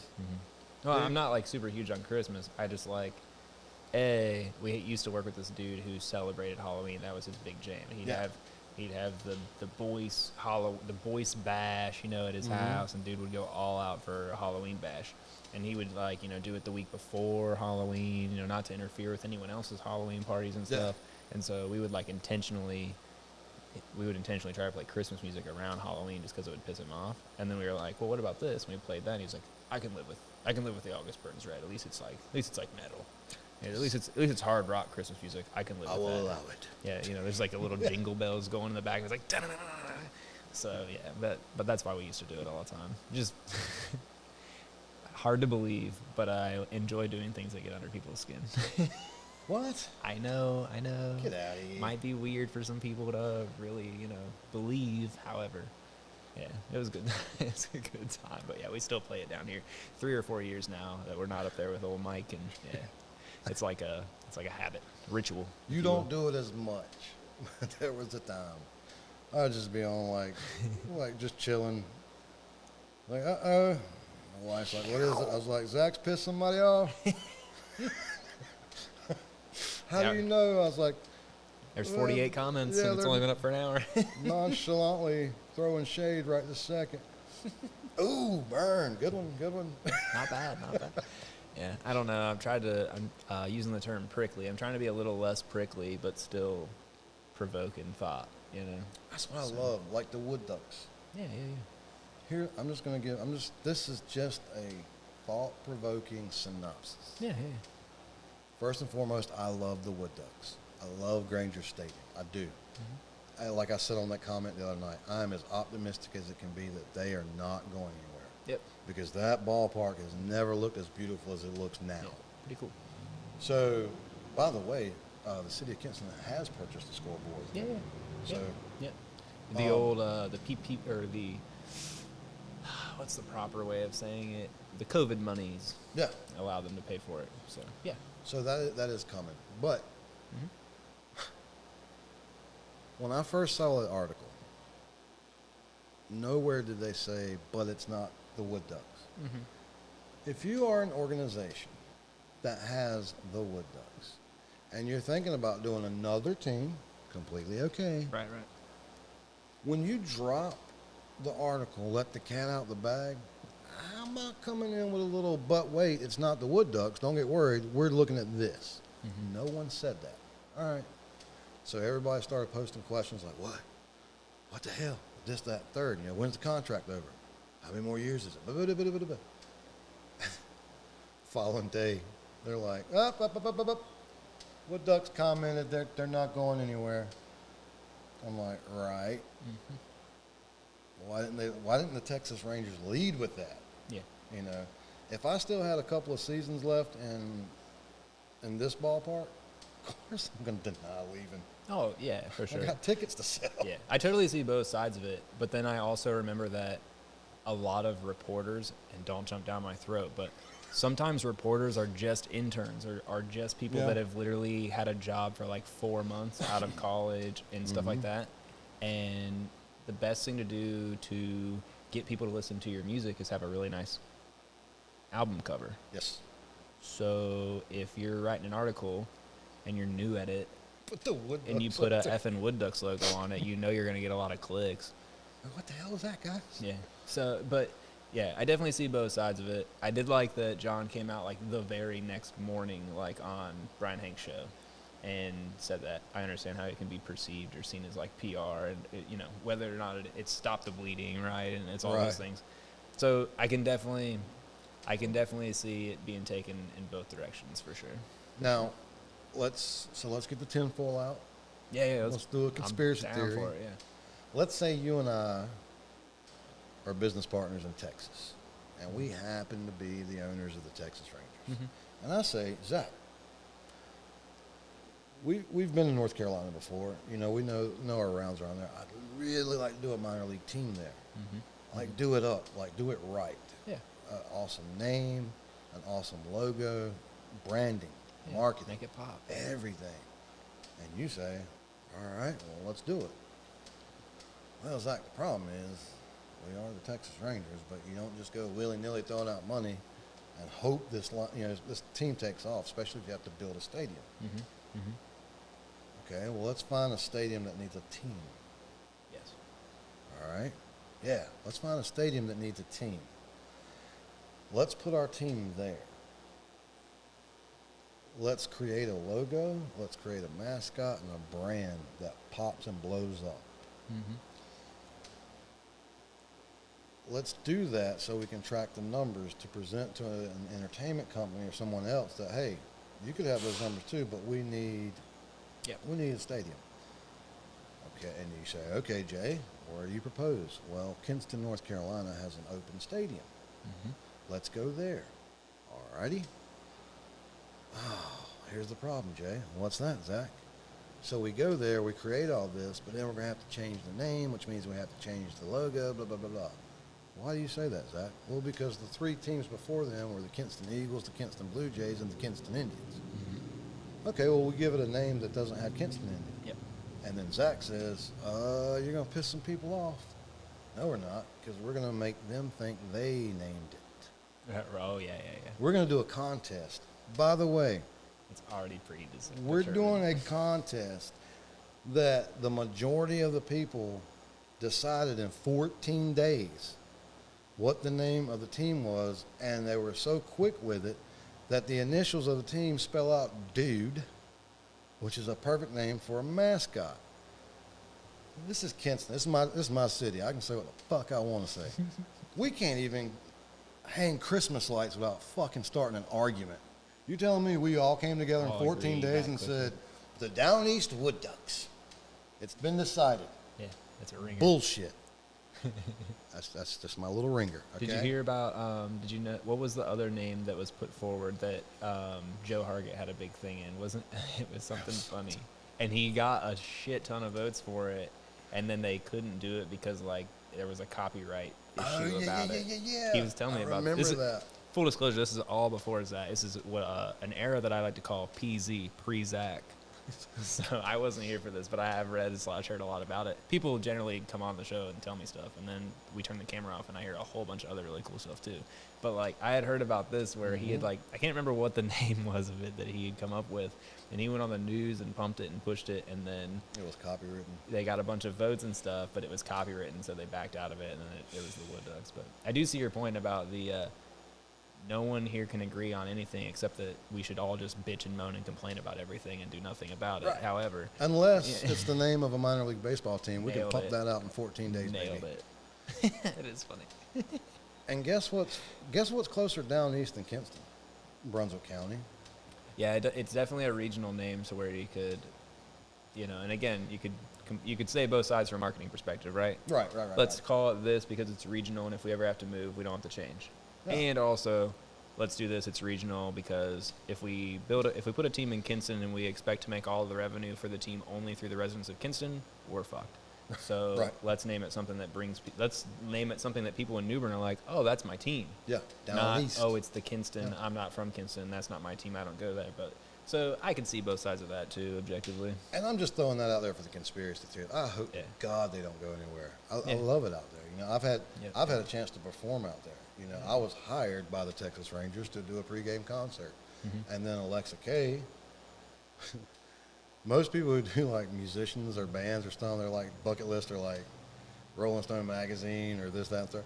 One of my like first bucket lists, I wanted to sing the national anthem at a ball. You know what I'm saying? Like cool. that's it.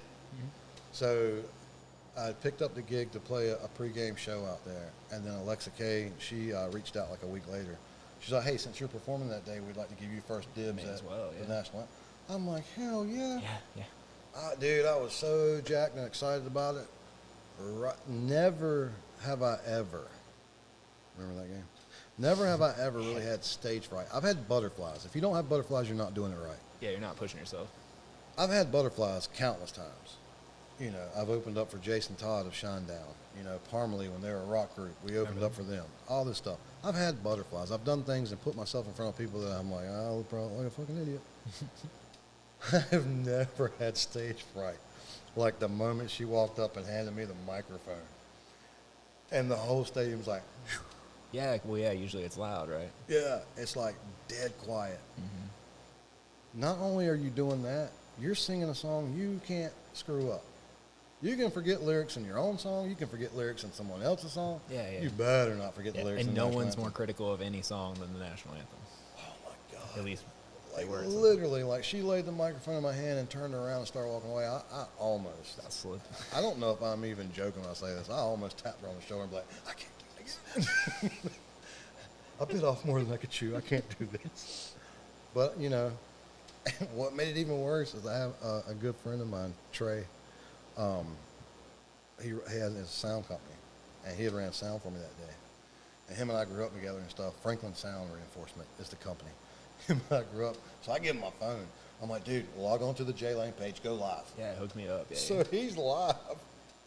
I'm like, this looks like a fucking idiot. But I did it. I was very proud of myself. Everybody applauded. You know, there was no booze. No one threw anything at me. That's good. Yeah, they didn't have the net up all the way around yet either. Yeah, So could have got you with a bottle. I'm cool with that. Wife greeted me afterwards, gave me a big hug, which was probably the best part of it. I'm like, sweet. You just stop sweating a little bit. Yeah. So not only do I have a check from the Texas Rangers made out to J Lane, Nice. just the J. Yeah, they got it right. Yeah. Very cool. You know, That's funny. I got to sing the national anthem. Awesome day. Goes down in the book. So yeah, I've got an attachment to him. I don't want him to leave. I hope it's just, it's piss poor reporting on whoever did the initial release. Yeah. And then 2 days later, there was another release where they actually said the Wood Ducks name. Yeah. I'm like, dude, do your homework. Yeah. This Well, is they are doing their homework. Oh, so they're seeing how people are getting clicks. They're doing their homework in the sense of like they get paid to write articles that people click on so that the mothership can make advertising.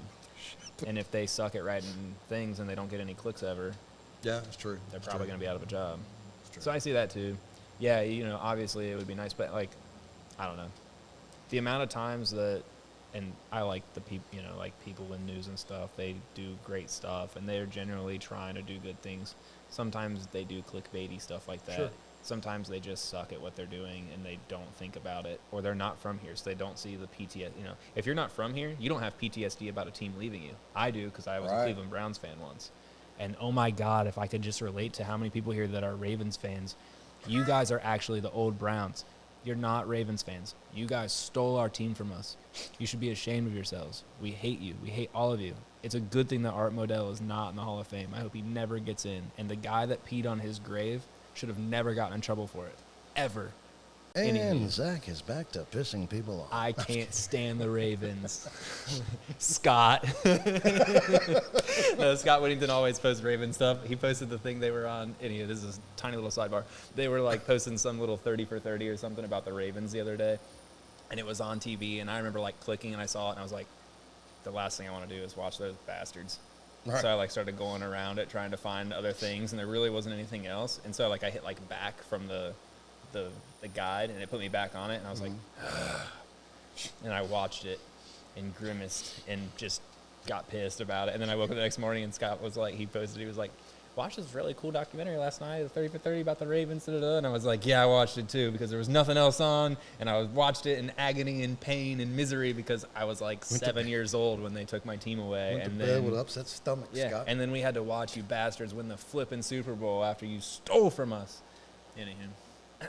I get it. And now we're cursed and we suck. But so I understand, like, and that's the thing here too, is like people here do have the PTSD of they've lost their team before, and so very quick to reopen the wound. It doesn't take a lot to open the wound back up. Yeah, and because the Indians were here for like a good Long lifetime. So when the Blue Jays left, I was too young to realize, like, okay, Blue Jays aren't here. Yeah, like it's whatever. Yeah. And I can't remember. It seemed, because I was young, it seemed very quickly that the Indians came in. Yeah, I don't know what the overlap was or the gap there, but I don't think it was like 2 or 3, 4, 5 years. We had maybe. the Indians forever. My wife worked there, and it was in high school. She would work there at the concession stands during the summer, break and stuff. Like, it was Indians. Yeah, That's what you did. Yep. And then, like, the day they announced they were leaving, everybody's like, Yeah. is it April 1st? Is that April 1st? Yeah, like they're not going anywhere. It's a staple. Yeah. yeah. No, I can see that too. But anyway, yeah, that's, I guess, on that whole thing, I definitely see both sides. Trying to remain optimistic and positive about it, because if that team left, if baseball left, that's a lot of revenue lost. That's a lot of beds and heads taxes, which is something that a lot of people here bring up a lot, and they don't seem to understand. But like, it's huge. Yes. I don't know this to be true, but if the baseball team wasn't here, I don't think the Motor Lodge would stay in business, and that's just purely speculation. That's just me, but think about that. If a baseball team comes in and they're here for 5 nights, and there's 15 of those series, that's 15 weeks out of the year out of 50 that entity doesn't have to think about revenue. Right. It's just, it's there.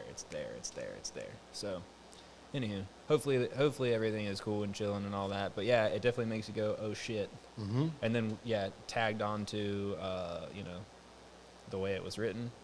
100%. Yeah, I mean, I'm like, what is that? That's just piss poor. I can't remember. I think one of them did do a retraction. Yeah. But it's the damage is done. Like, you know what I mean? After you do, it's like being like, it's like yelling bomb. Yeah. And then being like, just kidding. I was wrong. After the squads are all like, the school has been evacuated. And you're like, it was just a backpack. The police are out there. Yeah. Yeah, for sure. You know what? You know who you need to have on the show? Who's that? Because I heard you mention her the other day. I think she cut your hair. Mary. Oh yeah. I'm trying to get a Mary Whaley, Angie Hargett combo. Yeah, because it would be raucous. Hilarious. Yeah. So if you're out there, if you know Angie or Mary, I've planted the seed, but I need you guys to really pressure them into it, make them feel bad if they don't. Here's why I want you to get Mary Whaley up here. Mm-hmm. First and foremost, aside of my wife, I have the longest commitment with Mary. She's been doing my hair for 25 years. Oh, nice. Yeah. Yes. Yep. 25 years. Aside of that, my longest commitment's with my wife. Right. Exactly. But the only time that I had to go elsewhere was Michelle Cantu when Mary was out on maternity leave for cruise. Okay, gotcha. She is like very humble because I don't even know if she realized it or not. Other than the OGs, and when I say OGs, I mean Tops, Bottoms, and Souls, H Stadiums, and Nino's Barbershop, and then you have Lovick's, and you used to have Christopher's. And if there's somebody else that I didn't pay attention to or didn't know that was down here, my apologies. But in this area, those are the OGs. Yeah. They were here when no one else wanted to be. Exactly. Yep. Like Tops, Bottoms, and Souls has been here since day one. I think like 70-something years. Yeah, and we've been there. We junior, our son for prom. We went there looking for tuxedos. They got their shit together. I was in there on New Year's Eve, and it was like, man, they're just very organized. So aside of those OGs, Mary is the first person that I'm aware of that came downtown Kinston. All the stuff around us was not. Oh, Parrott Brothers was here. Yeah, they were here for a long time. Yep. But she's the first person that said, you know what, I'm getting ready to start my business. You know, because she worked for the Beauty Box for a long time, rented a booth there. Yep. She's like, I'm getting ready to start my business. I'm going to put it downtown Kinston. Yep. You know, and risky. when I started coming, you know, when we were coming here, I hadn't been downtown, other than going to Christopher's or H Stadium or whatever. I hadn't really been downtown, paid attention to it. Yeah. And going to the Red Fox when she was on Gordon Street, I'm like, oh man, this is neat. Didn't realize all these buildings and stuff was there, whatever. Yeah, especially over there, there's a lot of cool architecture. I think she's been down here 15 years. Nice. And she never brags about it. She never says, ooh, look at me, I did this. Hey, man, if there's a little more of that. She's cool. Very, very, very cool. But I told her, I reached out to her. I was like, hey, I need a haircut before the 9th. I'm going on Zac's thing. She's like, okay, well, do you want a haircut or do you want a hairstyle? She's like, because if you just want your hairstyle, come by before you go over there. If you want a cut, come the day before. I was like, I want a cut because I had to cancel in December. So I went over there yesterday and cut it. And she's like, are you going to come by tomorrow beforehand? I was like, oh, I hadn't planned on it. I can do my own hair, Mary. Shit. I act like she hadn't styled it before. She used to style it for all the shows because I had no clue. Yeah. I had no clue how to use a flat iron. I would screw it up. And back in the DAY, I used to wear a little bit of eyeliner. Yeah. To make the eyes pop. Got to. Yeah. Did not know how to do that. So Mary, bless her heart, she would always style my hair before show and had that shit looking on fire. And then she would do my eyeliner for me. Damn. Which freaked me out because it's like a pencil, and I'm like, yeah, you got there's a level of trust there for sure. She's like, stop moving, and I'm like, there's a sharp object in my eyeball. I don't know how this works. But I don't do the eyeliner anymore. I don't do the eyeliner anymore. But anyhow, so I'm like, you realize you're like one of the first people to actually make it a thing to come down here? And she's just like, hey guys, I'm cutting my hair, doing my hair. I'm like, whatever, I'm going to talk to Zac tonight. We're going to get you up there. Yeah, I'm going to blow it up. And so, yeah, she's been down here 15 years. And it kind of like the movement took off, after that. And then you start seeing all these businesses pop up. Brad and Jackie and Chris, do Sugar Hill. That comes about. Yep. And then, other businesses start popping up. You guys moved down here. First you were out there by the airport, I think, and then you come in here when the Parrott brothers were looking at getting out and get this building and do the work for this building, which, by the way, upstairs is phenomenal. We have used that for a photo shoot before. Yeah. Courtesy of Mr. Holcomb and his family.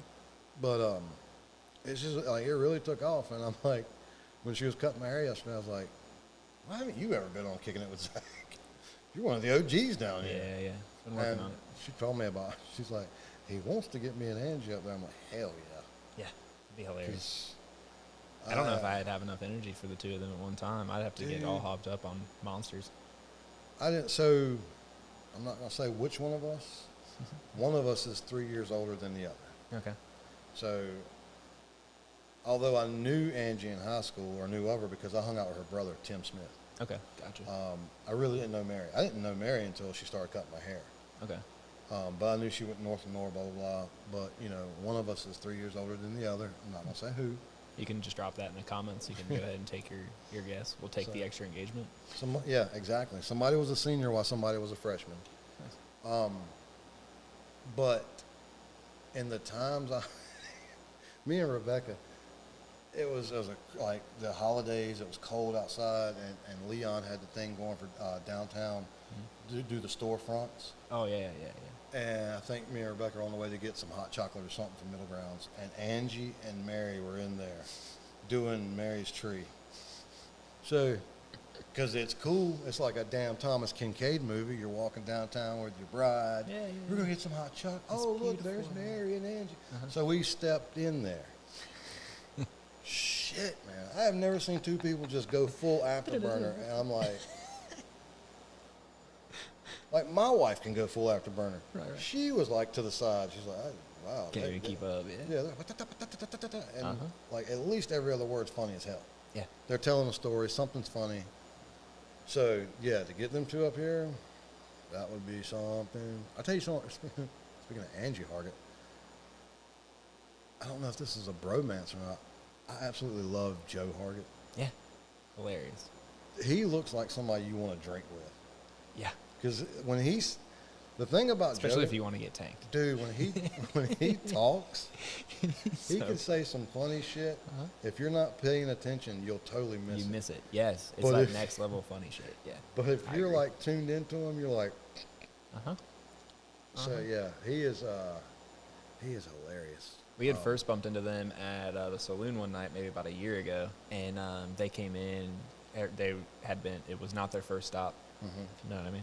And so they come in, and What do you mean? they were all having a good time. Joe was doing well. He was well into the evening for himself, and he was. I was texting the other night about this, and he was telling me their perspective of it was. They had come in and they were chatting and they were being all loud about stuff, and I was like, yeah, I remember seeing you guys at night. That was hilarious. Like, you guys are funny. Like, we were sitting there, like, pretty much just eavesdropping on your funny ass conversations and stuff. And he was like, well, I know we upset you guys though. And I was like, what? You know, like, I don't remember that part of the night. Yeah, I was like, I don't remember that. He was like, no. He's like, remember, I walked in and I just started putting my foot in my mouth immediately. And I was like, I don't remember that at all. Like, I remember us having a pretty good time. Okay. And he was like, yeah, because remember we walked in and I started talking shit about the scooters, like, real loud. And he's like, and then I had no idea, like, he's like, I knew who you were, but I didn't know that you were the guy doing the scoots at the time. And he's like, so we walked in and he's like, for like 15 minutes, all I did was shit talk the scooters and how fucking stupid they were and all this stuff. And he's like, anywho, it was super awkward. I can't believe I did that or whatever, and I didn't know. And I was like, I'm serious. Like, dude, don't worry about it. Like, I don't remember anything really negative about that. Like, if that happened, just know that, like, I laughed about it, too, because I hate the scooters, too. They're a pain in my ass just as Now much do as you they see are. who I want to hang out with? And he was like, no. And he was like, I'm telling you, we really pissed you guys off. And I was like, no, I think you're fine. He's like, well, we really pissed your wife off. And I was like, I don't really think that you did. And he was like, no, trust me. Originally, like, we went, and then it was like, why is she staring at us? And I was like, I don't think that was a thing. He was like, it was definitely a thing. But I was like, well, I don't know. Like, does he remember? He was really there when he got there. But anyway, yeah, he was like, nope. For a fact, your wife was pissed off. And I was like, I don't. And I was like, she's sitting next to me. I was like, do you remember being like mad about them about the scooters? And she was like, I really don't. And I was like, I don't know, dude. I think we're just nearsighted, and we were just probably squinting, seeing to the end of the bar. But, dude, absolutely hilarious. Yeah. Absolutely hilarious. And that's another thing about, like, when everybody's in business and stuff, you don't really get a chance to hang out with everybody. Yeah. Like, the only time I really, unless I'm commenting on something she posts or Derek posts or something, the only time I really get a chance to hang out or check in or catch up with Mary is if she's doing my hair. Yeah, getting a haircut, yep. Or if she's doing Rebecca's hair. You know, that's when her and Rebecca get to chit-chat. The only time, you know, I see Joe and Angie is if we're at King's. Run over the Kings, yeah. You know, right? So then, the last show we did for the year, Tim and I, at Social House, packed the place out. I always invite everybody. But I was like, look, guys, this is the last one of the year. It'd be cool if everybody came out.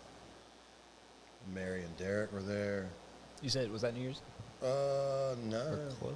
Just in December? Yeah, it was close. It was I in got you. December. I got you. Mary and Derek were there. Our close friends, Rachel, Bobby, they Yeah, were they're there. cool. Robert and Caroline Presley, if you know them, they're good friends of Mary and Angie's. Gotcha. Angie and Joe were there. Everybody's there, and I'm like, oh, sweet, this is going to be cool. And I was like, well, shit, now I'm working. I gotta stand up and play. How'd that happen? That's funny, though. But no, it was a good time. Everybody had a good time. And that's fun. but yeah, I would definitely get. I don't know. See if you can get people to push it.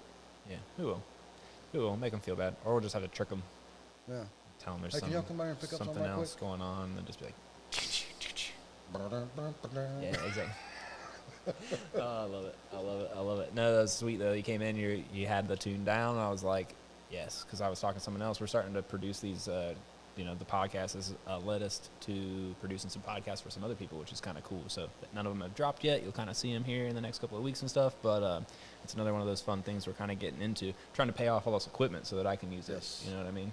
I know you've shared that same sentiment with your studio, but it's definitely cool when you can have cool stuff and then, like, use it to, like, pay for itself, for sure. I finally got cut off. the wife wants a house. Oh, yeah, it's time. She told me, she's like, don't you put another damn thing in the studio until I get my house. Yeah, that's fair. Well, once you get that, then is it at the house?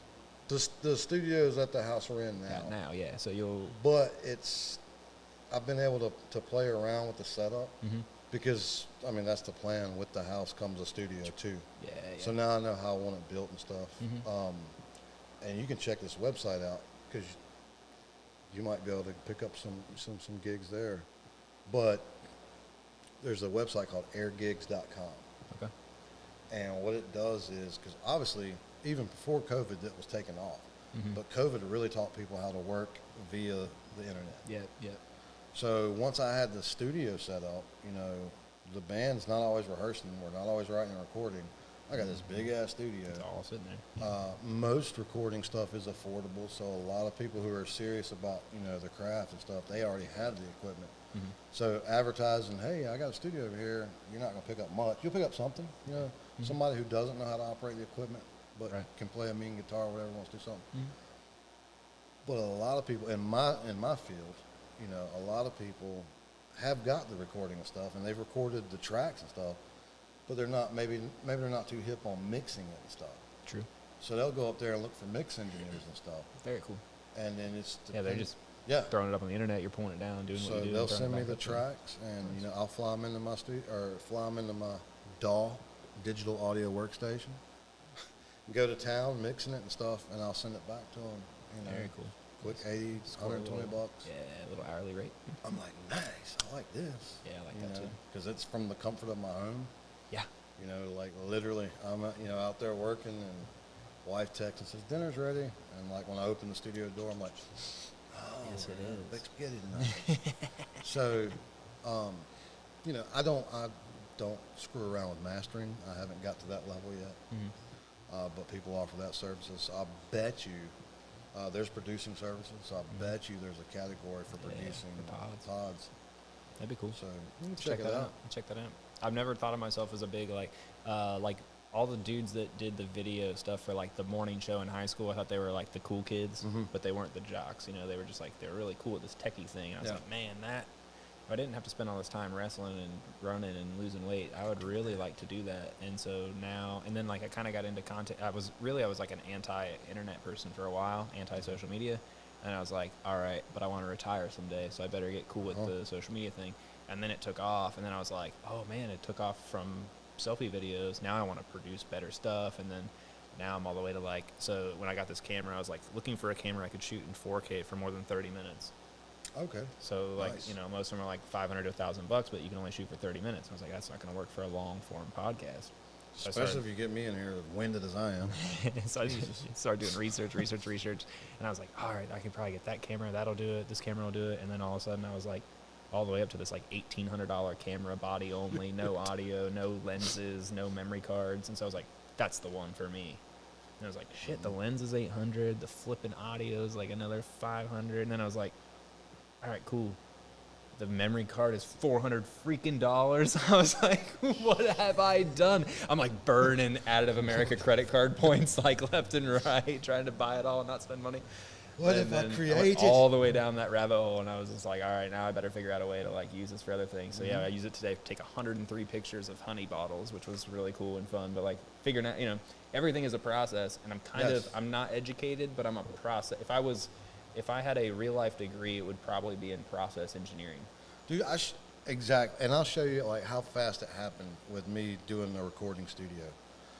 Tim and I had some song ideas. This 4 years ago, maybe, and I had a 4-track cassette recorder. I'm like, dude, we can start with this. That'd be great. And and I'm online. I'm like, dude, I can bounce those 4 tracks down to a hi-fi VCR because it's just like an ADAT. It's a poor man's ADAT. It's got 4 heads. I was like, and then I can play them back over and free up 2 tracks. And like I was telling Tim this, and I was like convinced, like this is how we're going to release the first album. It's going to be awesome. And then I'm doing it. I'm like, we're like 2 or 3 like sessions into it. I'm like, this fucking sucks. It's a lot of work, yeah. And I'm like looking at my iPhone. I'm like, I can't. You know, I open up GarageBand because it comes standard on the iPhone. I'm like, looking at the tracks and shit. I'm like, then I go online, like, look for an adapter. Mm-hmm. I'm like, it's not gonna work. And I tell the wife, I'm like, I gotta have something. So we go from Tim and I recording on a 4-track cassette recorder till I call Tim up. I'm like, dude, I just made a purchase. And the first one was like it's a little blue box. It's got 2 ends, not left and right, but it's got 2 channels. And everything else is in box. Like it's in the program, like the mixing and stuff like that. Yeah. Then it bit me. Like, I really enjoy this shit. I was like, I need one of those boards. Mm-hmm. Next thing, and then I was like, I need a computer. Dude, that's a whole other expense, Yeah, I'm like, I get it. Like, the wife, she's an Android user. The rest of us in the family are Apple users. Yeah. And I get how advanced Android is now. Like, right now, if you're an Apple user, and if you're Apple users out there, don't hate me for saying this, I love Apple.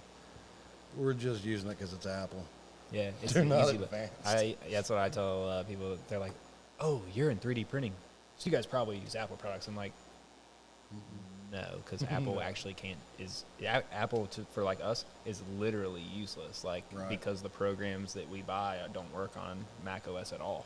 So then it was like, all right, now you need a phone. Well, why the fuck would I go get a phone that doesn't work with any of my computers? So that's why I've been Android for life for a long time. I had a 5S, and then went right back to Android. Right back.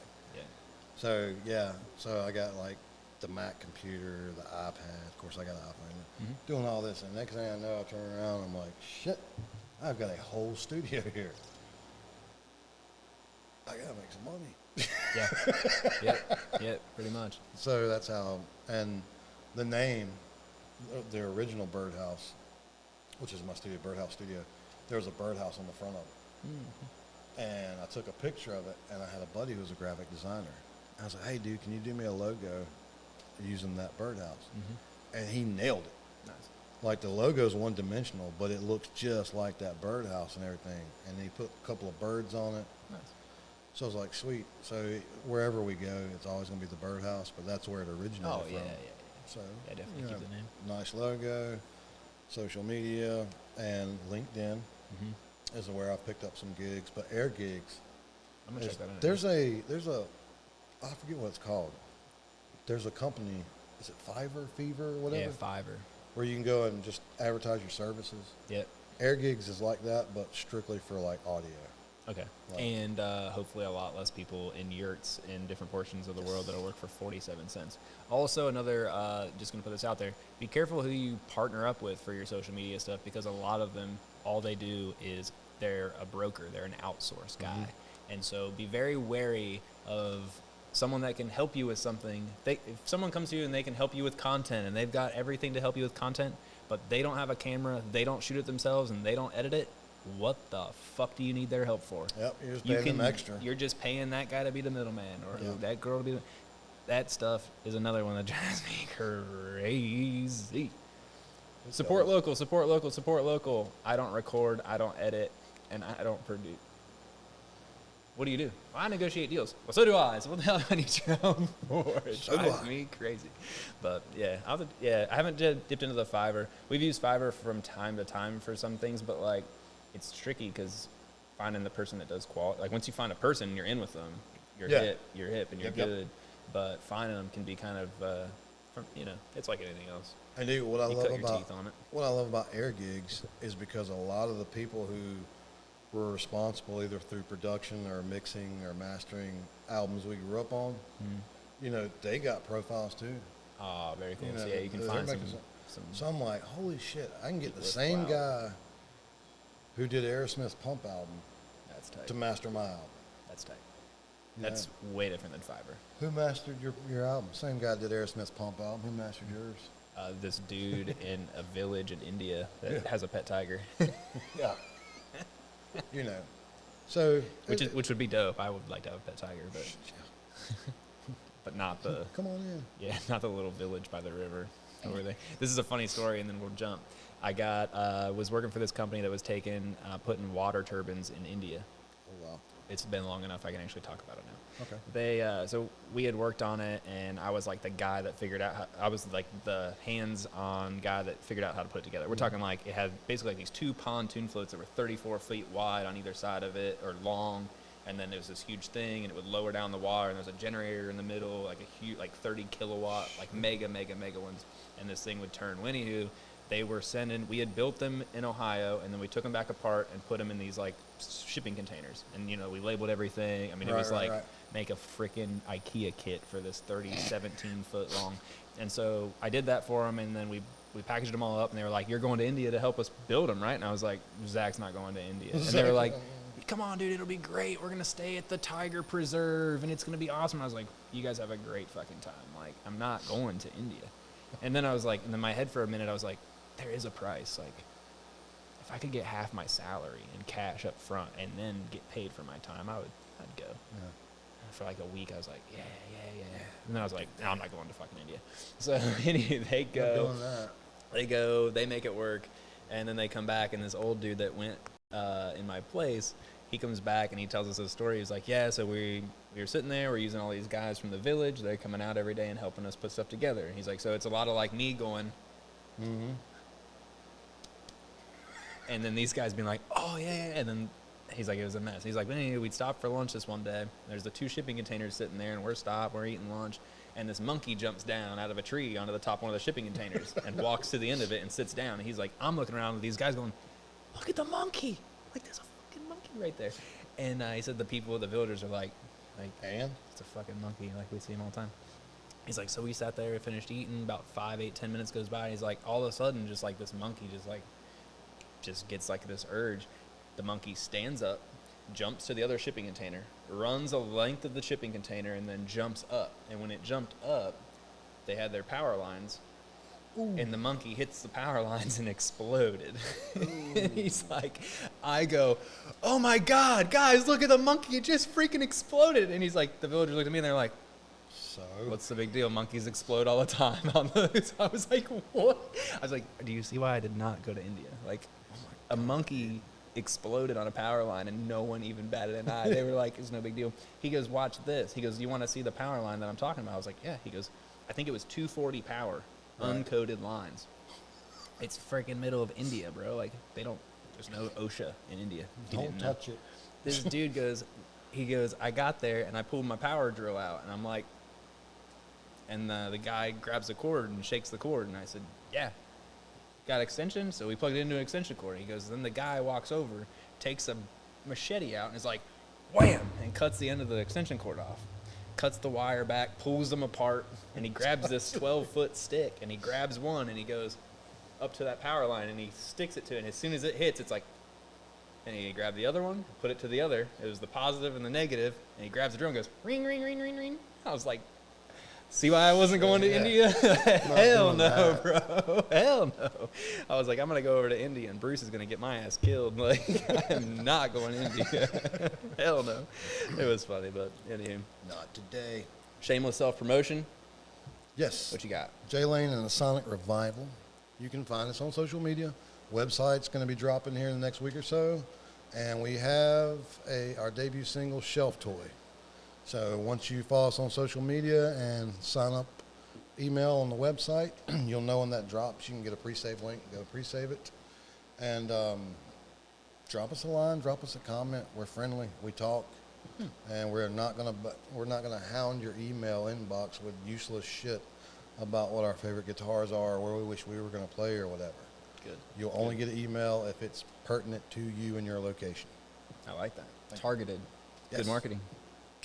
Boom. Love marketing. I do. I'm telling you, it's my favorite thing in the world. Just applying it to other people's businesses is like, I think I've finally found my melting plastic is cool, but applying marketing guerrilla tactics to other people's businesses is really fun for me. So. Yes. Anywho, well, I appreciate it. Thanks to everyone for coming out. We did set a record. This is the longest episode of Kicking It With. So, yes, we finally made it over the 2 hour. We went 1:59:11 on one, but this one's definitely in the 2 hour mark. I'm excited. It's because I can't shut up. I'll just talk. This was one of the easiest episodes for me ever. I just got to kick back, enjoy, and observe. My wife calls it a Jay Lane story. Like, everybody knows that. Yeah, this was like the Jay Lane experience right here. Yeah, she was doing a surprise birthday party. Speaking of Johnny Bad Chicken and Bouncers, she was doing a surprise birthday party for me, and ever how she got me over there, I was with Jennifer and Donnie Tanner. Okay. Their job was to get me, away from the venue while Rebecca set everything up. I didn't know that, so I'm hanging out with them, right, at their house. Yeah. And I'm like, yeah, we're going to meet Rebecca a little bit later, this, that, and the third. And I start telling the story. And Rebecca's like, she texts Jennifer. She's like, okay, we're all set up. Jennifer literally texts back. She's like, hold on, he's telling a Jay Lane story. Yeah, we can't get up. Yeah. I can't get him to shut up. And then our friends, Jason and Casey, Casey hates it. Anytime we're having a function or something, I'm like, hey, I just want to say something. She's like, oh, God. No, wait, I got to go pee. Yeah. Is he going to talk? I do, man. I just fucking babble. I love it. Like, you could probably edit this down to like a 45-minute show and get what's needed. We don't do that. We're long form, baby. Long form. That way when Jay Lane and Sonic Revival is playing all over the country, I can be like, yeah, check out that 2-hour episode. I remember when. Yep. Yeah. Episode 35, Kicking It With. This is Jay Lane. I'm Zac Holcomb. We'll catch you on episode 36.